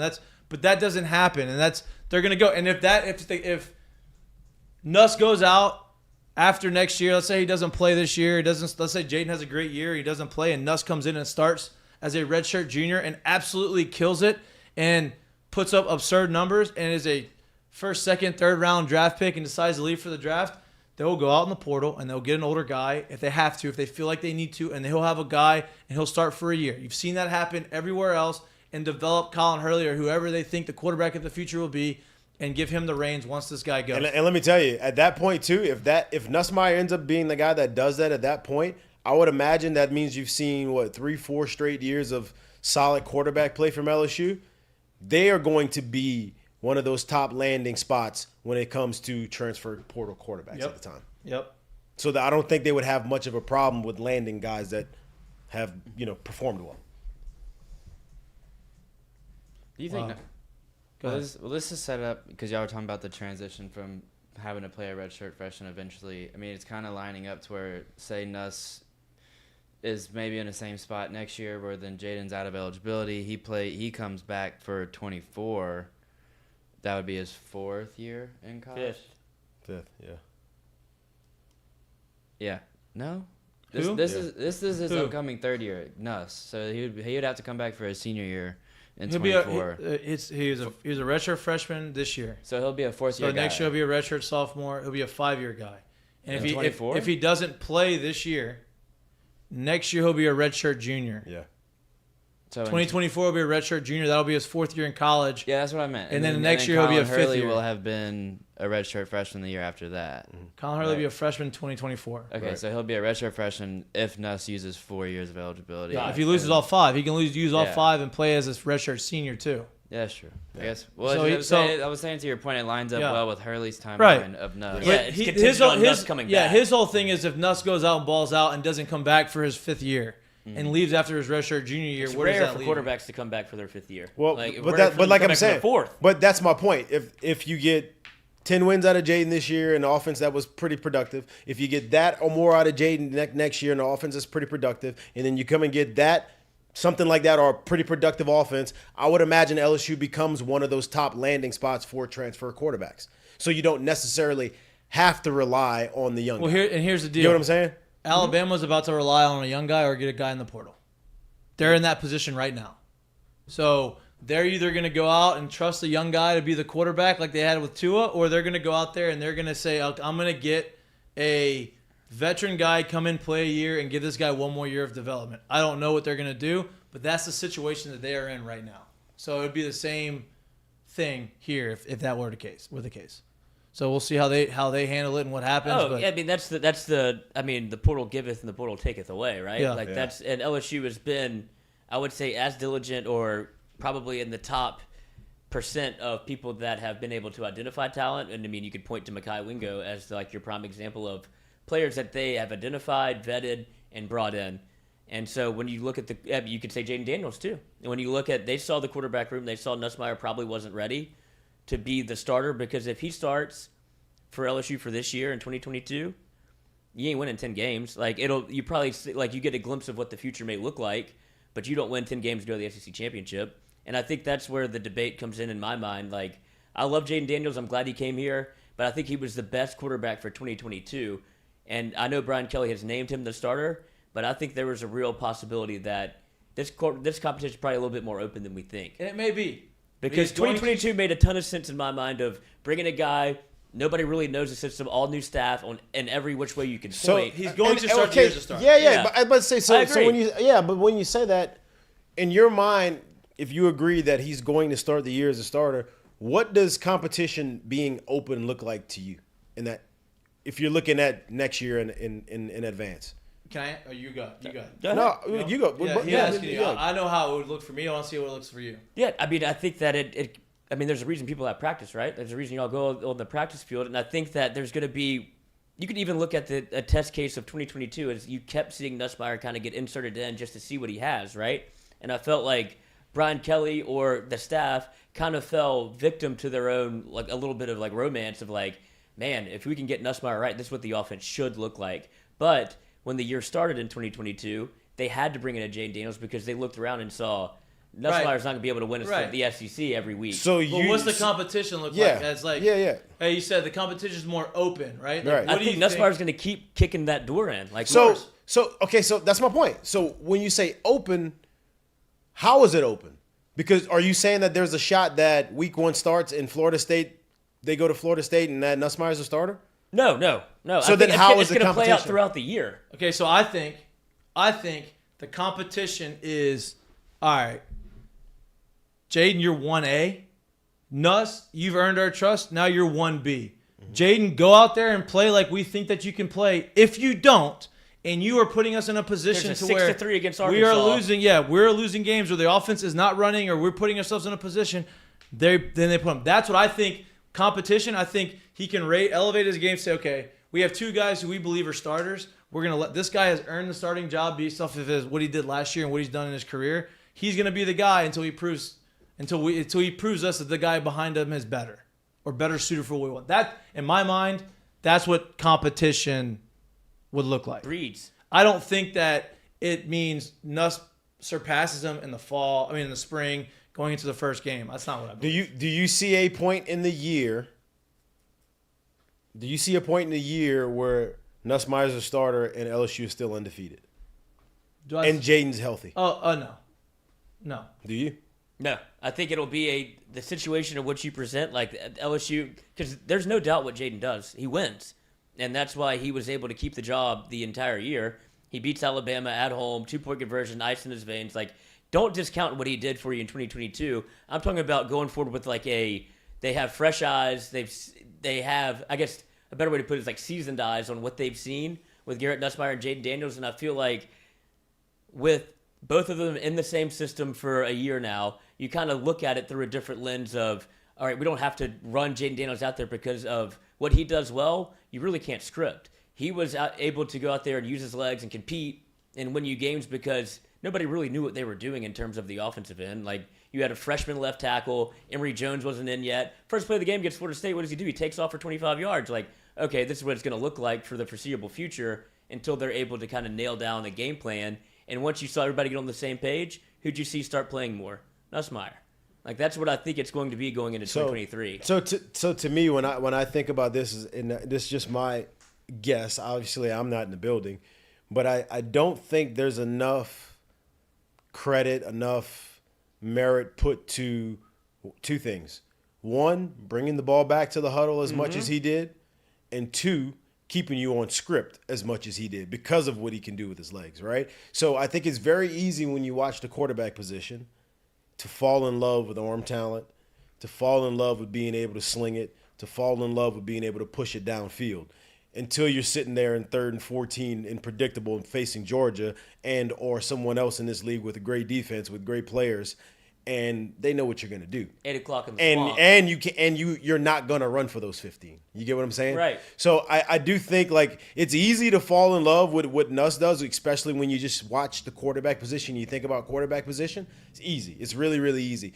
But it's very obvious that coaching staff put a huge, huge, huge emphasis on staying on script and bringing the ball back and letting your defense play. And Jayden has shown through 4 years of playing football that he doesn't really turn it over. Minus 1 year. Minus the 1 year, and that was good. That one. We're gonna wash that one out. But he showed you that he's gonna take care of the football, right? And so for me, is like I watch and think about like him playing next year, and I'm just like, man, like what would it look like? What would have to happen for them to say, it's time? We need to make the change. I really don't know. Like I don't know that it's not even. Gonna be turnovers. And that's my thing. So like if it's not going to be turnovers, it's hard for me to even think, especially if they're winning, that if they're playing, obviously Arkansas will be late in the game, but I'm just using Arkansas as a benchmark. They'd have to lose that game. Well, My point is, it's hard for me to believe that we'll see them knowing the kind of talent they got on the outside, knowing the kind of possible cohesiveness they have at the O-line spot. It's still hard for me to believe if they win a 12-6 game against somebody in the SEC in the middle of the year that you're going to be like, I think it's time. It's still hard for me to believe to see that. I agree with you. I don't think that would happen. Let's say they play Arkansas, they beat them 12-6. Let's say they play Ole Miss, and it's a super sloppy game, and they beat them, 15-14, and it's a last-minute field goal. 21-18. And let's say they go to the third game and they also play another sloppy game. Well, now his leash went from a little long to, all right, like we are teetering on the brink of losing one of these games that we shouldn't lose because we haven't moved it. And I think that the minute he makes that jump to, okay, 4 straight weeks of you not doing what we're trying to do and not moving the ball, and they've kind of figured it out, we're going to lose it. And they're going to wait till that happens, and then it's over. Right? As we're talking about this, the thought just came to my head. And I don't even know what the schedule looks like. But no, it'd have to be continuous. I don't even know what the schedule is. I think truly where they start to question him, for me, and then it's just my thoughts. It's not against an Arkansas type. It's not against an Ole Miss type. It's not against the Mississippi State type. Because of the quote unquote rivalry factor and how much those games mean to those teams and how they're not the top tier of the SEC, but they're decent. Yeah. I think if that situation were to happen where quarterback change happens, it comes when they play a Mizzou or Vanderbilt and they're not playing well. Yeah. And then now they look at it as, all right, here's an opportunity. Yeah. I think that's when it ends up happening. When we are superiorly better than that roster, and we ain't scoring and we ain't moving it, let's make the change now. I think that's when you get that situation as opposed to a quote-unquote rival or quote-unquote pretty decent team. Arkansas week 4. Yeah. But I still don't think it happens that's what I'm saying. Like, I don't see in Arkansas, Mississippi State, or Auburn. I mean, I don't see those being the type of teams where they make those changes. No, because of the history and the kind of rivalry between these. You have to and imagine. you can still feel like Jayden Daniels can win you the football game. Right. I don't care how ugly it is. Let's get out of SEC play. And you just want to get out of those games. Yeah. But my point is if, I don't know, you play a Mizzou, you play a Vanderbilt, you play someone like that, and we ain't running, they're like, hey, I know for a fact we could probably put Walker in right now, and that's no slight to Walker, simply because he had played. We'll win this game. I think that's when you can see something like that happen. Because then, if it does happen, and the second guy, being Nuss right now, goes out and puts up crazy numbers, it validates your decision to do it. Like, oh, here it is. You get what I'm saying? So I would imagine that the year that Tua took over in the championship game, that it was brewing throughout the course of the year. Yeah. Like, Nick is sitting in his office talking to the offensive coordinators, talking to the coaches, and watching. He's like, this guy is their starter. This guy is the better talent, right? And for what we want and what we need, gets the ball out quick. He's very accurate underneath balls. He can throw the deep ball to the guys who can beat it. On the outside. Like, that's what we want. You can imagine he's like, oh, I'm seeing it. I see it. But I can't take the other guy out because we keep winning. He gets to the last game of the season. He's like, all right, we're getting our ass kicked. We're not moving the ball. This is the moment. Either I do it or I don't do it, and he did it, and they won the game. Don't sleep on this, too. Don't sleep on the idea of this. He makes that decision in that game at that time of the year, right? Nick Saban ain't doing that in year 2 of him at Alabama. Right. Nick Saban did that after 4 championships already, or 5 championships already, right? And said, I've built up everything that I have here to say I can make these kind of decisions. You'll never question me. You know what I'm saying? Like, I'm still widely considered as the best coach. We've done all of this. Like, I can make these kind of decisions. Nick Saban wasn't going to do that in year 2 over there. I can promise you that. You get what I'm saying? So I think that's another thing that kind of gives it, that situation's a little different. You could say the same thing almost for Brian Kelly just because of the contract. He's like, you got me for 10 years. Like, I'm not getting fired. So he's like, he has the gall and the, like, when he has the leeway, too, exactly. But not here. But I'm just saying, because of the contract, like, any decision he makes is going to be treated as gospel. He'll get questioned, sure, but in his mind, it's like, I'm here to be LSU's head coach. I'm here to make decisions that help us win. If get with it or get lost. I mean, you can see that's been Brian Kelly's attitude throughout his coaching tenure. Is he's very headstrong in what he believes and what he thinks, and that's what I think. I'll double down on what I said last year, where I think probably the best case scenario is you see both throughout the year, where if you got to get them on some sort of the same page. Like, look, like Mikey said, it's 1A, 1B. There's no, like, there's a starter but I just don't trot out first. And for me, like, I think, like, if that's the case, then he stays at Notre Dame, right? In my mind, like, he doesn't make the move to come to a school like this to still be playing 2 quarterbacks. I think he saw it there as the talent level and the ability level that I'm getting here is not at the level of me just putting you out there and knowing that it's either going to be you or the next guy when you're out there. I'm not going to keep going back and forth. I'm not going to keep doing that. I think he just stays at Notre Dame if that's the case. So I don't think he'll go out there and say, hey, we got to get both of these guys out here. We kind of got to play 2. It's going to be one or the other, and that's what it's going to be. In my mind, if there was a year to play 2, it was this year. Right. And he didn't didn't do it. When everything kind of led, and I won't say everything, but a lot of what you saw, a lot of what we heard through the reps in practice said, I know we're hearing different things, but there's a chance he might play 2, and he didn't do it. So it's hard for me to believe that you do it going forward. You know what I mean? It feels like, I guess last year was such a hold on for the ride for everybody involved. Like, it almost was, he did his best to establish culture as opposed to, I'm going to start being a football coach. Like, he was trying to get the group together. I mean, you heard the early reports of, we had Jay Bramblett on, the LSU punter, you remember the team-only meetings, all that stuff that happened week 1, week 2, week 3, where it was just, we have to, and a lot of what he said came from the meetings, like, we're trying to get buy-in for some of these guys. Like, the way that Brian Kelly presented the program, and this isn't what they were used to under a coach. Obviously, it was a fraternity party. Like, they just come and go as you please, do whatever you want, don't go to class, I don't care, we're playing on Saturday. See y'all then. Yeah. Brian Kelly was, I'm putting my thumb on you, and whatever y'all try to do, I'm establishing a culture. This feels like he's established the culture, especially we see him bringing a guy like Denver Harris, where Mercurial has some issues off the field. And he feels like he feels confident enough in what he's built at LSU, and so now I think you see the coaching side of Brian Kelly where he starts making more tactical decisions in terms of what goes on at the roster. I'll tell you what this does do. This gives us a lot to talk about now. We're going to talk a lot of baseball. We're going to be a baseball show in about a month, right? Mm-hmm. We'll still dabble in the football game, but we're a baseball show primarily in the month in a month because of the season, the guys. But what this does is this gives us some ammunition to have a lot of conversations leading up to next football season, because you're kind of going to do the same thing we did this year. Now we have a little bit more of idea of like, okay, what do both quarterbacks look like when they play at a high level? We've seen it both happen. Now we've seen Jayden Daniels do it for a lot longer. You saw the glimpses of Nuss. But these are going to be the conversations, and okay, who's going to stay healthy? Is Jayden going to stay healthy the whole fall, whole spring, and going into the season? And if he is, he's a starter, and it's going to be very interesting. It gives us some ammunition. Well, I wonder if BK is going to try to just create the buzz a little bit in spring and literally split reps with him with the ones. Oh, no doubt, no doubt. You know that's going to happen. And just split reps, and Let then him everybody's talk. talking about, Ricky look at Collins. this one. Listen, I would not be shocked if come spring practice and those spring games, you hear a lot of talk about how good Ricky Collins has looked because he's enrolled early. Oh, yeah. Just add a third quarterback. Not necessarily he's going to take the starting role, but just to ease the minds and say, oh, listen, our quarterback situation is fine. We hear this guy we brought in is good. We have two guys who are starters that could be starters anywhere. All right.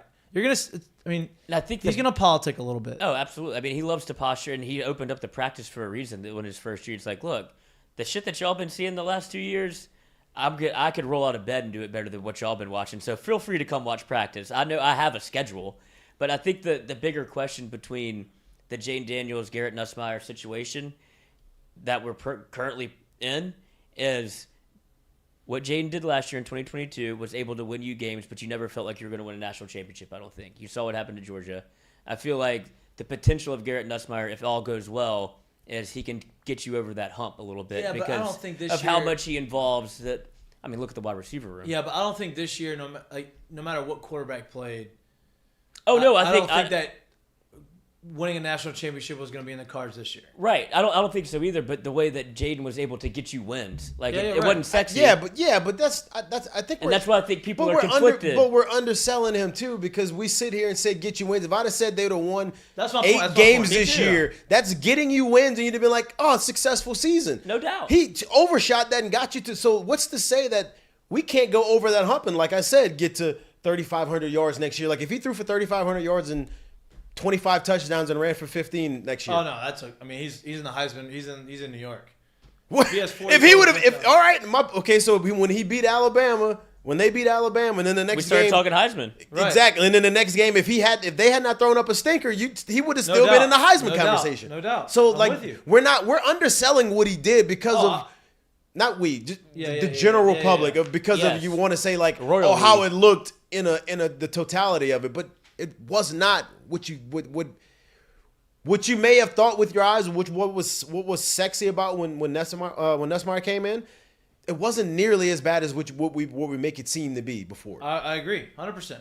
I think that they can win with both quarterbacks. I think that Jayden's the guy. Jayden is the guy until he proves he's not the guy, and Nuss proves that he is also the guy. And he's just waiting there to go. Yeah. And LSU quarterback position, if that's the case, is in a very good spot. Yep. Because ideally, Jayden proves he is the guy and goes out and balls out and takes that jump. And Nussmeyer is still there and plays there for a year or two and does the same thing that we want him to do. Or Jayden says, is not the guy. Nuss proves he is the guy, and now you got Nuss for 3 years potentially. The last time I remember us having somebody's got to prove that they're the guy. The last time I remember us having two, somebody's got to do it. Somebody be a quarterback. The last time I remember us having 2 of the guys here, the second guy won a championship. Exactly. And he waited his time. And he ended up playing the NFL a lot longer than the first guy. He did. Who was the number 1 overall pick. They made about the same amount of money. NFL quickly changed that one. After the they should have just said, this is Jamarcus Russell rule. You get drafted 1 overall, I'm going to give you $45 million guaranteed, and then you're going to be out the league in 3 years. All right, we got to change that in the next CBA. That ain't very volatile. That ain't happening. But we're not doing that. But the last time that's kind of how I remember it. So. And then to the flip side of it, worst case scenario, the last time after that, you felt like you had the guy, which you did have the guy. Then you didn't have the guy because they had to kick him off the team, and you had no guy. And well, you had a guy, but he had to play way too early. Way too early. I thought he way too right. Early. And you didn't have the right mix. You didn't have the right team, right offense. But that was a completely different era of football because now with the portal, you can go and fix that. But I'll say away. this too. I'm glad you brought that up because that's He the would have gone dilemma. to Texas if they had the portal. Jared? No, Parallel. Oh, you talking? We're talking about Jared Lee. Mr. Oh, Miller yeah, but plays in but row. Parallel got kicked off the team. Yeah, he I know, that's what I'm didn't saying. have a choice. He would have been. He ain't going to Jacksonville State. He'd have been scooped up by somebody. Right. I'm glad you bring that up too because that's the dilemma you don't want to run into. Right. That's worst case. Where you're sitting in the sense of where you're sitting here and there's your quarterback room looks like redshirt freshman and freshman. Then it becomes tough to build that spot back up. Right. But that's the beauty. That's to your point earlier. But that is the beauty. Everybody wants to talk about the negatives of the portal. That is the beauty of the portal there. If you are in that situation, you go out and you get a portal guy to come in, especially if you have all the pieces around you, and that's the missing piece. Look what Oklahoma did for 2 straight years. Yeah. Right? 3 straight years. Yeah. Baker Mayfield transfer. No, 2. Tyler Murray. No, 3. Jalen Baker, Jalen Hurts, and then Kyler. They didn't. Baker, Kyler, Jalen. Then Jalen. Yeah, right. And they were all Heisman candidates. Right. Mm-hmm. Right. Obviously, 2 of them won it, but they were all Heisman candidates. Right. And so that's the beauty of the situation that college football is in right now. I mean, and to put it all put a bow on the Jayden Daniels conversation, 29, almost 3,000 yards, 2,900 yards, 17 touchdowns, Which, 3 by the picks. way, when we did this last time, you did not. The bowl game stats weren't in there. I was just Say it again. Do it again. Yeah. 2,900 yards, 17 touchdowns, 3 picks, and then they added 11 on the ground. So, quick math, 28 total touchdowns. And what did I say? 25 and 15. That's 40 total. Yeah, but I'm saying there's a leap to be made. You would Yeah. hope. And the reason why I say that is because don't get me wrong. All right, if you just say 25 throwing, it doesn't sound like a ton, right? Right. You say 15 on the ground, all right, that's know good. exactly But what my you point is, all right, one's at 17. You're really telling me you don't think through the total run of a season that it's possible for him to throw 8 more touchdowns? Well, here's my You don't question. think it's possible for him to run maybe 4 more? Here's my question: if I told you Jayden Daniels is going to go out there and he's going to throw for 2 touchdowns a game, you'd be happy with that, right? That's 24 touchdown passes throughout the course of the year. That's 2 touchdowns a game, right? That doesn't sound like a lot. Huh? That does not sound like a lot. I know Exactly. that. 24 doesn't sound like No, a lot. The 2 a game doesn't sound like a lot. Then you say 24, and you're like, Exactly. Yeah, right. So and that's you why I said have- 25. He had 17. I said if he just and threw that's 8 and more. that's not saying having a game where he throws 4. Right. Now, if he's gonna, some of those touchdown passes are gonna end up being him running the ball in, and being able to have, design runs or just kind of scramble in there, and they're not gonna have the ability to throw it. But 24 with, if he combines like next year for 35 touchdowns plus, LSU is in a very good situation. Well, also, you're hoping that with the O-line experience coming back that you're able to get more out of the running game, like with the running backs. Yeah. And I will say this: he had 11 rushing touchdowns, but LSU set the all-time record at LSU for most rushing touchdowns in a season this year. And that's a testament to what Jayden Daniels does well. Yes. And that's what I think LSU fans are going to have to maybe come to grips with if Jayden Daniels is your starter for the Take entire Joe Burrow year. out your heads, too.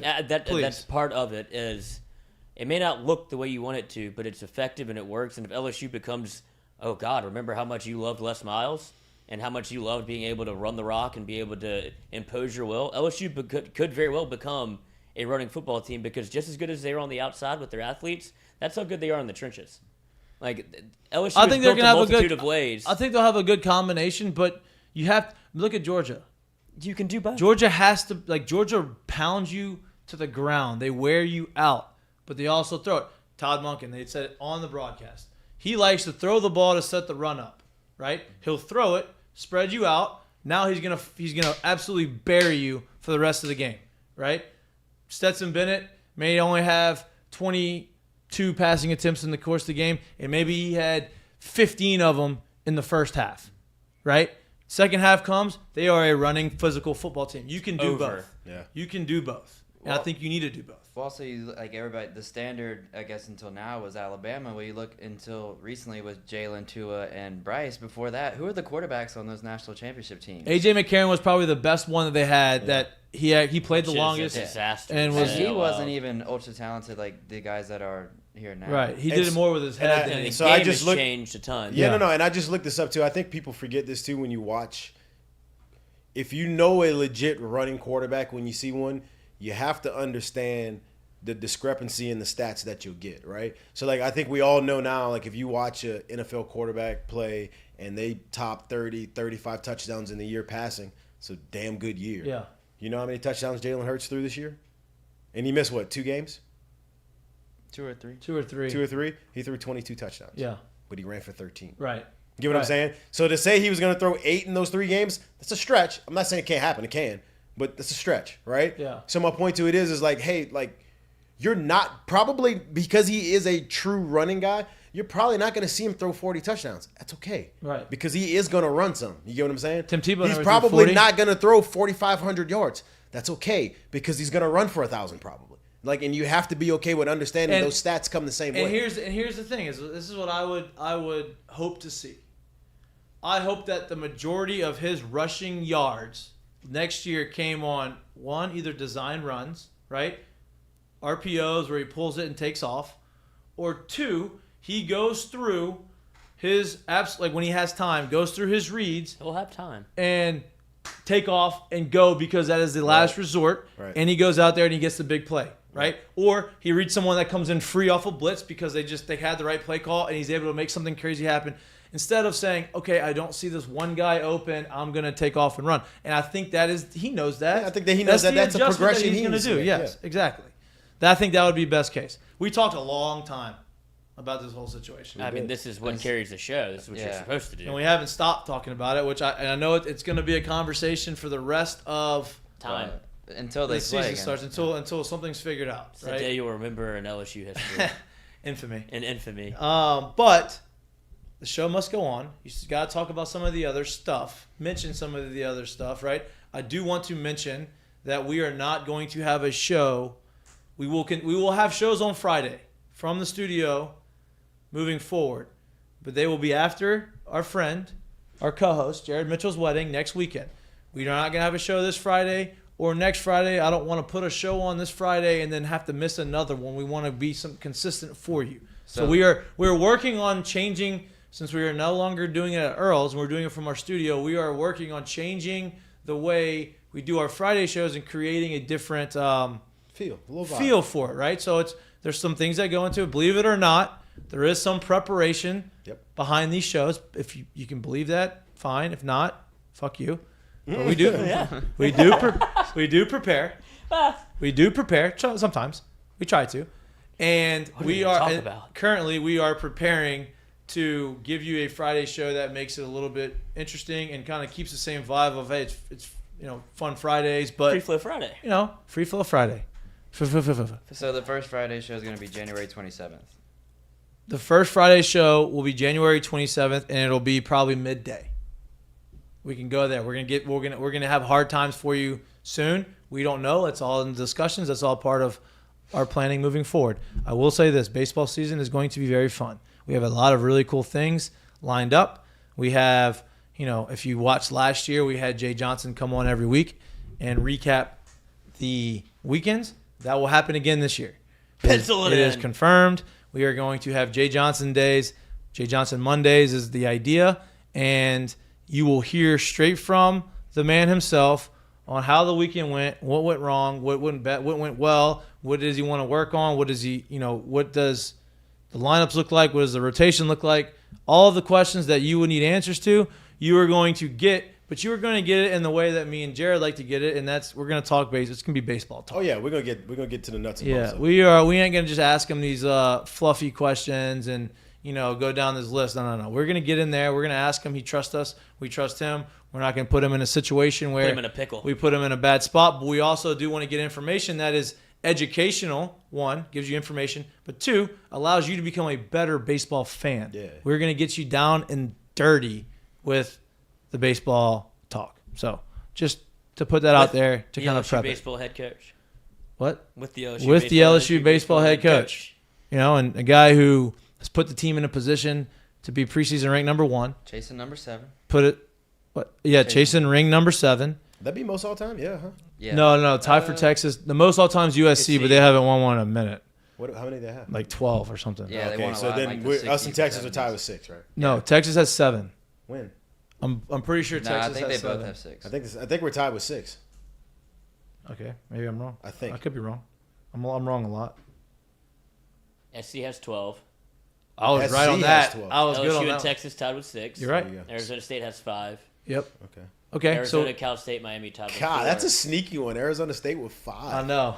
I know they're always good. Like Yeah. they always get players. They did the fake fight. Was that y'all? No, that was after y'all. That was when LSU. That was the Eric Walker year where Arizona State was like the 1 seed. They did a fake fight pregame and then lost, and so it kind of egg on your I do face. remember that. Yeah, Mhm. They were on. They were there when we were there in 09, Mhm. and then it was that year. But yeah, regardless. But yeah, they're but- always good. the whole point is chasing ring 7 to be second all time. Obviously, they are trying to catch up to USC. USC hasn't won one in a minute in a really long time. They did it They did it in the 70s and 80s, I believe, is when they won a lot of the stretch of their games. Yeah. And Pryor. maybe they may have won some in the 90s Yeah, I with think- Mark Pryor. But there's- 1998, did they win one? But their real stretch was in That's when Pryor was Yeah. there. Yeah. Because I went to that. I was in the World Series that year. I Yeah. want to watch LSU play. Try to go for. LSU's going for a 3-peat, 2-0, about to go for the 3-peat. All of a sudden, cold front in June somehow comes in, flips the wind straight in No more gorilla ball. from the outfield, and no more gorilla ball, no more homers. Balls are just getting flown out to the warning Somebody's track, prayers were answered. and that's how they lost. Like, hopefully during the season we can get who's the baseball analyst that does ESPN?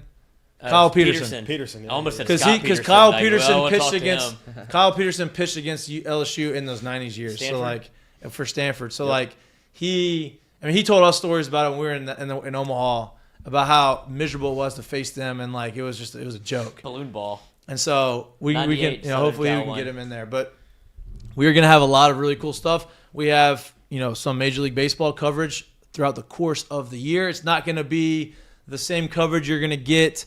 Way reading the box score. It's Yeah, not- but it's it's not going to be like, oh, this would happen. This is not what happened. We're going to go and talk to some players. We're going to get some interviews from guys. We're going to get guys who have, listen, if you have a young kid or you have a high school kid that's learning how to play baseball, we're going to have guys here that's very informative. Hitting coaches, catching coaches, bullpen coaches, bench coaches, all these guys. Big leaguers. I've talked We're to going to big give leaguers, you yes. more LSU and SEC breakdown. We'll give you more life, certain situational stuff from Major League guys. Yes. So that's just kind of a preview of what to expect in the spring and summer months. We still have a month until baseball really starts cranking up. Spring training is coming here soon. World Baseball Classic. World Baseball Classic, which if yeah. you've never seen the World Baseball Classic, it is awesome. Yeah, It's it's good. electric. Especially when the Americans actually play in it. It's good. No doubt. Yeah. No doubt. And they won the This'll be a good WBC they won the last one, right? Yeah, that's when Stroman and all them were on the That's team. when This'll be a good one. Adam Jones brought the homer. Yeah. It was Off awesome. Manny. Yeah. Yeah, it was awesome. So that's gonna be interesting. We'll have Hobby with coverage the on point that. And tag. Yep. Oh, fell in Sick. love that day. Whatever. But that's No, right. Shit was sick. Actually, I'm not gonna say that because that is my curtain call. So I don't want to ruin my curtain call. We can get into them. You want to get to the segments? You have anything else you want to hit on? We could talk LSU basketball if you want. That's a Basketball. real Okay, fucking we snoozer. can bring that up just for a little bit. You were there. What'd you see? I was there. We fell asleep. First of all, they play good defense. Like they're physical. They play well. They have to figure out how to score the basketball. Right. Now, KJ Williams is a stud. He scored 23 points. He's averaging over 20 this year. Like he is the real deal, Holyfield. He is good, right? But Adam Miller hasn't been the scorer that we hoped that he would be. And I think that obviously you've seen flashes. He can shoot. First couple possessions yesterday, he got to the rim. Like he got the ball into the paint and showed that he can score in different ways. You need to see him shoot the ball a little bit more consistently. LSU could not score consistently. They couldn't find the basket. Trey Hannibal, I will say this.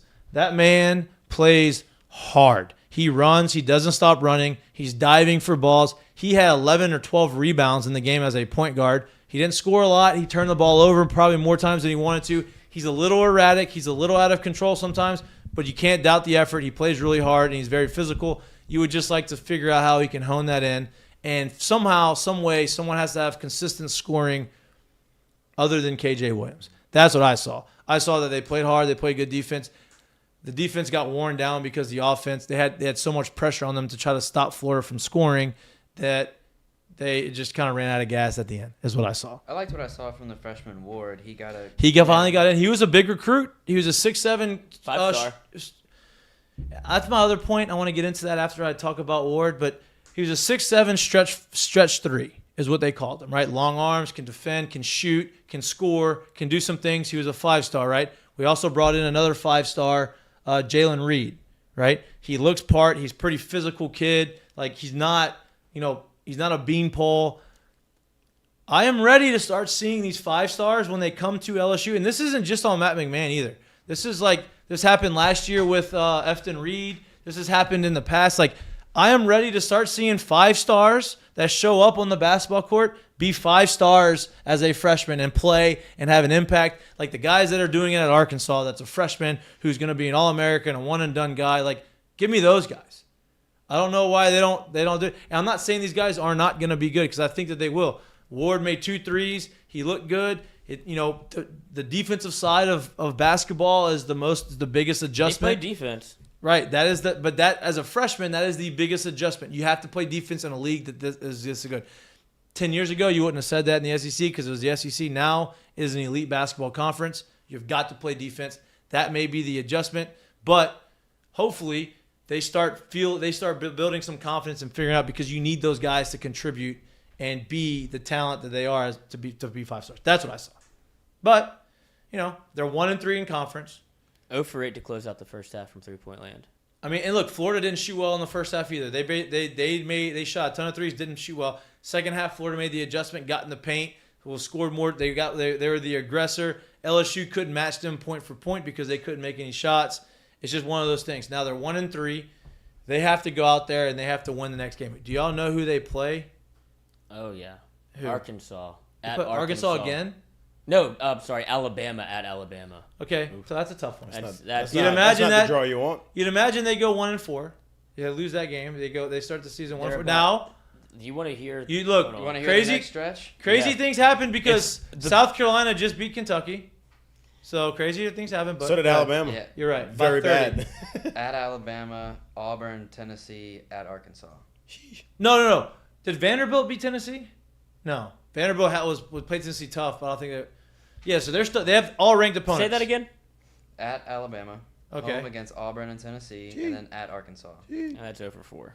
And then they got Texas Tech in the Big 12 challenge thing, Oh, for and then 5. they're at Missouri, who's ranked, Bama, and then they get finally get an unranked one. Who drew Mississippi this? Who State. drew the schedule up? That's awful. I mean, That's Florida. a Will Wade punishment. God. If you want to just add fuel to the Sins of my fire, brother. Florida last night was 8-7, Yeah. and you lost. Yeah, okay, but that's fine. At home. If you take that W, look at that schedule. No, I know it's tough. That stretch. That's They tough. needed. They had to win that one just for posterity's Hey. sake. Listen, That's tough. can't swim, get out the deep end, bro. Oh, you're about to drown. You know what I mean? Like, this is we're gonna figure out real quick if they're gonna sink or swim, and hopefully they figure some out. Listen, they don't have the one-on-one type of game. Matt McMahon said as much in his post-game presser. We don't have the offense we have isn't isolation one-on-one, get to the rim, score at will, and that's okay. But you got to figure out how to create offense in other ways, and they haven't showed that they were able to do that yet, and hopefully they can. Because if not, it is going to be Tough sled. tough sled. I didn't There touch it it. goes. He finally did it. He finally did it. I didn't touch it. Oh, that I didn't didn't touch matter. it. I didn't touch it. You're It right. just fell. We blew it down. Accurate representation right I there. think we need a new one. Oh, that hot air Little coming out of back you. is- little back Once a is show, so baby. messed up. The Staying timing true on to that it. one was awesome. Love it. But okay, that's it. Let's move on to the seggies, or the segment, before we redo them all. Yes, can't wait. Who's All starting right. this? So the segment Is brought to you by Doze. Doze Eat Place, but the segment is Curtain Call, which is brought to you by Doze Eat Place. I'll start. DeMar Hamlin officially discharged from the hospital. There we and going go. home. There we go. That's Always awesome. good news. Love it. 9 days after the event, going home. Nice to see. Love it. What you got, Lloyd? Or you want me to go? You can go ahead. I'm gonna go. All right. So Did y'all You put ever- these in the dot? you ever go? You No. ever go Oh, shopping? okay, well, I'm an idiot. That's what I was looking for. You ever go shopping at Nordstrom Rack, and then like you walking through Nordstrom Rack, and like you don't just find like a nice Nike T-shirt or shorts or jacket. Is this in the mall? No, it's not. It's an extension of the Yeah. mall, but it's not at the mall. Right next to still Dick's. shopping, Right like- next to Dick's, where you used to work. Richards. So once you're in there, you know, you're like, oh man, it's a nice T-shirt. But then like you somehow look over at the bags, and then all of a sudden there's like a nice Louis duffel bag over there in the corner, and you're like, why is that in here? I'm buying that.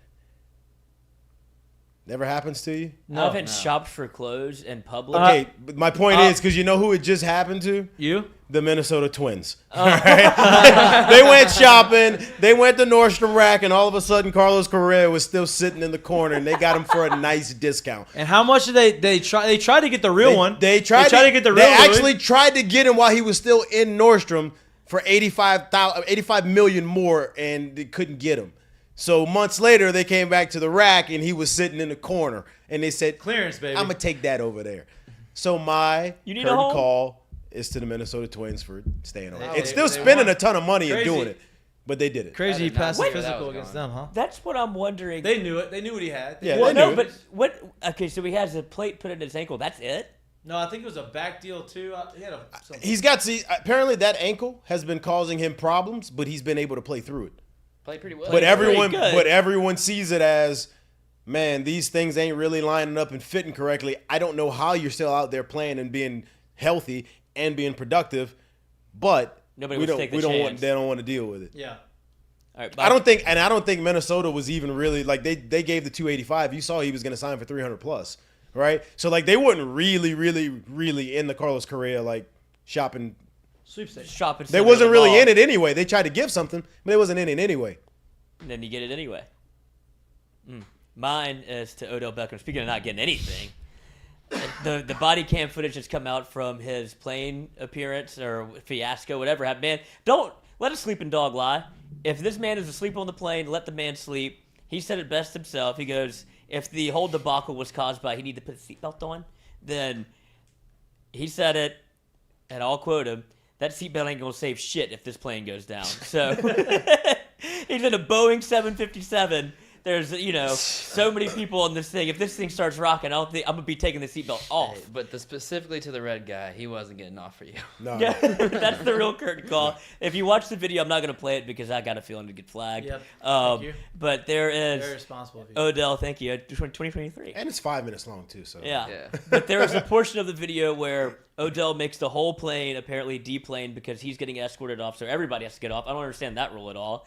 But there's one wise guy that feels like he has to take a final blow at Odell while Odell's not even close to getting off the plane. He's still sitting down. Odell looks at him and he says, man, shut your fat ass up. And he's like, he said, I ain't getting off the plane for you with you fat ass. yeah. he said, go take a break with your dumb ass. Keep with your dumb ass. It's like, go enjoy your cheeseburger later tonight, fat ass. And Odell unloaded the clip on this poor man, but like I said, if you come to the king, you best not miss. He said, Probably I'm deserved not it. ever in my entire life gonna get off a plane for you. Specifically for You. you. So, and I do think when this, as it's already come out, I think this will probably vindicate him a little bit when you see kind of the measures that were taken to make sure he gets off the plane. This was not an Odell issue. It was more of a security issue where they had a problem with him just for sleeping, living. And so I feel like this I don't think he's going to get signed this year, but I think going into the next year, if he wants to continue to play football, it feels like this was part of the issue. Now with the footage out, man will sleep. But I say when the optics come out of it, it doesn't look as bad as what it Right, what it sounded like, where what he it sounded was, like, where he was. How it was portrayed. Right, Yeah. of course. Odell always the aggressor in the situation when that doesn't seem to be the case. Right. No doubt. My curtain call is to. We talked a little bit about baseball, a little bit about college baseball. If you're a follower of college baseball, there's a couple rules that have, especially the way college baseball has grown over the course of the last 4, 5, 6 years. There's some rules and regulations within college baseball right now that are a little bit archaic, right? You think? They need to be changed. LSU baseball, college baseball in general has a growing popularity.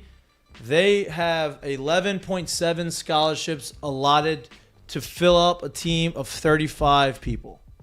11.7 scholarships. So that means that they have to chop up 11.7 scholarships How many times do you slice that pizza? amongst 35 guys, right? Now, not all these guys are going to be on scholarships. Some guys are walk-ons. Some guys, if they're from Louisiana and they're smart enough, have tops and don't need to have scholarship money because they have the academic scholarship, so they don't get the money.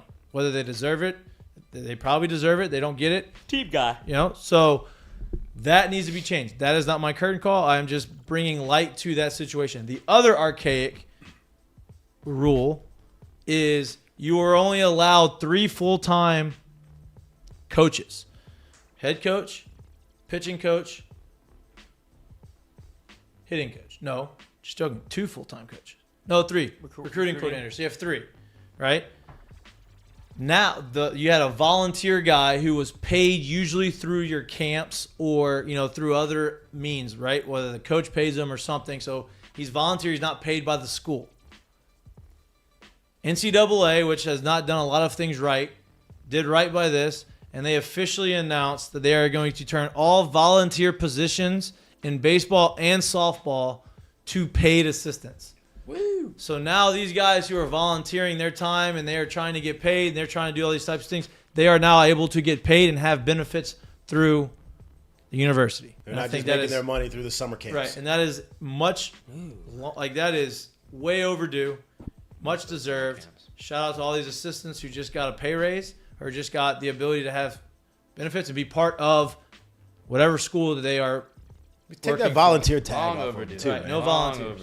Supper Club about to be packed. Long overdue. So shout out to all those Boy, volunteers that are now no longer I will volunteers. never go there. Yeah, you will. Oh, we're going? All right, boys. Great show today, huh? We did good today. Hey. We had some A people little in insider there. information. We had some eyeballs Yeah, eyeballs are on good. a Wednesday. If technically. Usually we don't get the eyeballs on a Wednesday. Yeah, look at that. Stay here. We're Stay. here. We'll be here with you. There's actual information. 206 concurrent at one point. So if you Wow. multiply that with 2 eyes, it's almost 412 eyeballs. Wow. Maybe some people only have one. That's what I said almost. Wow, that's a good day. Good show. We'll Estimated. be back again. Walker, come back and we'll have you on. We're gonna cut a promo so that you make sure that you know the exact date of when we are going to have fuck, our we'll be Friday here for shows. another hour. We will have Friday shows moving forward, just not this weekend and not next weekend. Enjoy the rest of your week. Enjoy the weekend. Enjoy some NFL playoff football. Come out to LSU on Sunday for Simone Augustus statue. Oh, yeah. Back to PMAC. Yes. Women basketball. They are retired and not retiring. They are unveiling A statue. of Simone Augustus' statue, which is well deserved. Obviously, one of the best players, men and women, of all time in college basketball. She was an absolute baller. Sunday. And they're undefeated. They're fun to watch. And they're undefeated. They're 16-0. They play tomorrow at Missouri.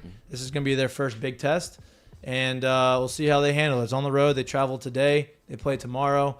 They are 16-0. Angel Reese has 16 double-doubles. We will keep you. But Sunday, go out and support Simone Augustus. Go out and support the women's basketball team.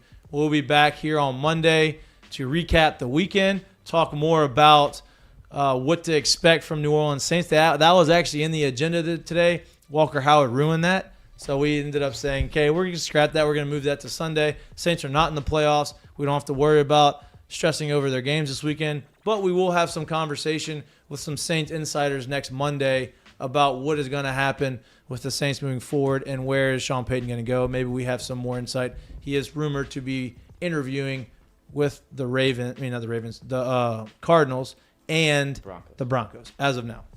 All right. You're watching Mik'd Up. We love you. We enjoy you. Lloyd has moved his hair to that specific spot. It looks like he is ready to go home. And Here all day, Coach. on that, we're going to go home. We love you. I'll Watching stay. we're watching We got Mik'd 2 Up. minutes to hit We're it. brought to you by all of our sponsors, Assured Partners, Doe's Eat Place, Dos Equis, Caesar Sportsbook. We are having more sponsors. F45. EFCO Solutions out there in Lafayette. We are literally growing as we speak.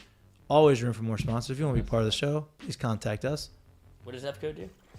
EFCO Solutions. They are civil engineering. They do a lot of things. They get the ground. They lay the groundwork and get stuff ready for you dirt and the to soil. build on vertically. They don't build vertically, but they go underneath the ground for you to build vertically. Have to have a base. Have to have a base. All right, we love y'all. Shout out F45. 3 days in a row. Proud of you. Doing Proud of you. it. We'll 12 see you o'clock next class. week. Enjoy the rest of the week. Enjoy your weekend. Doing You're it. watching Mik'd Up. Peace. Get that off me. Are you kidding me? If I had a nickel. Hey, what is wrong with you?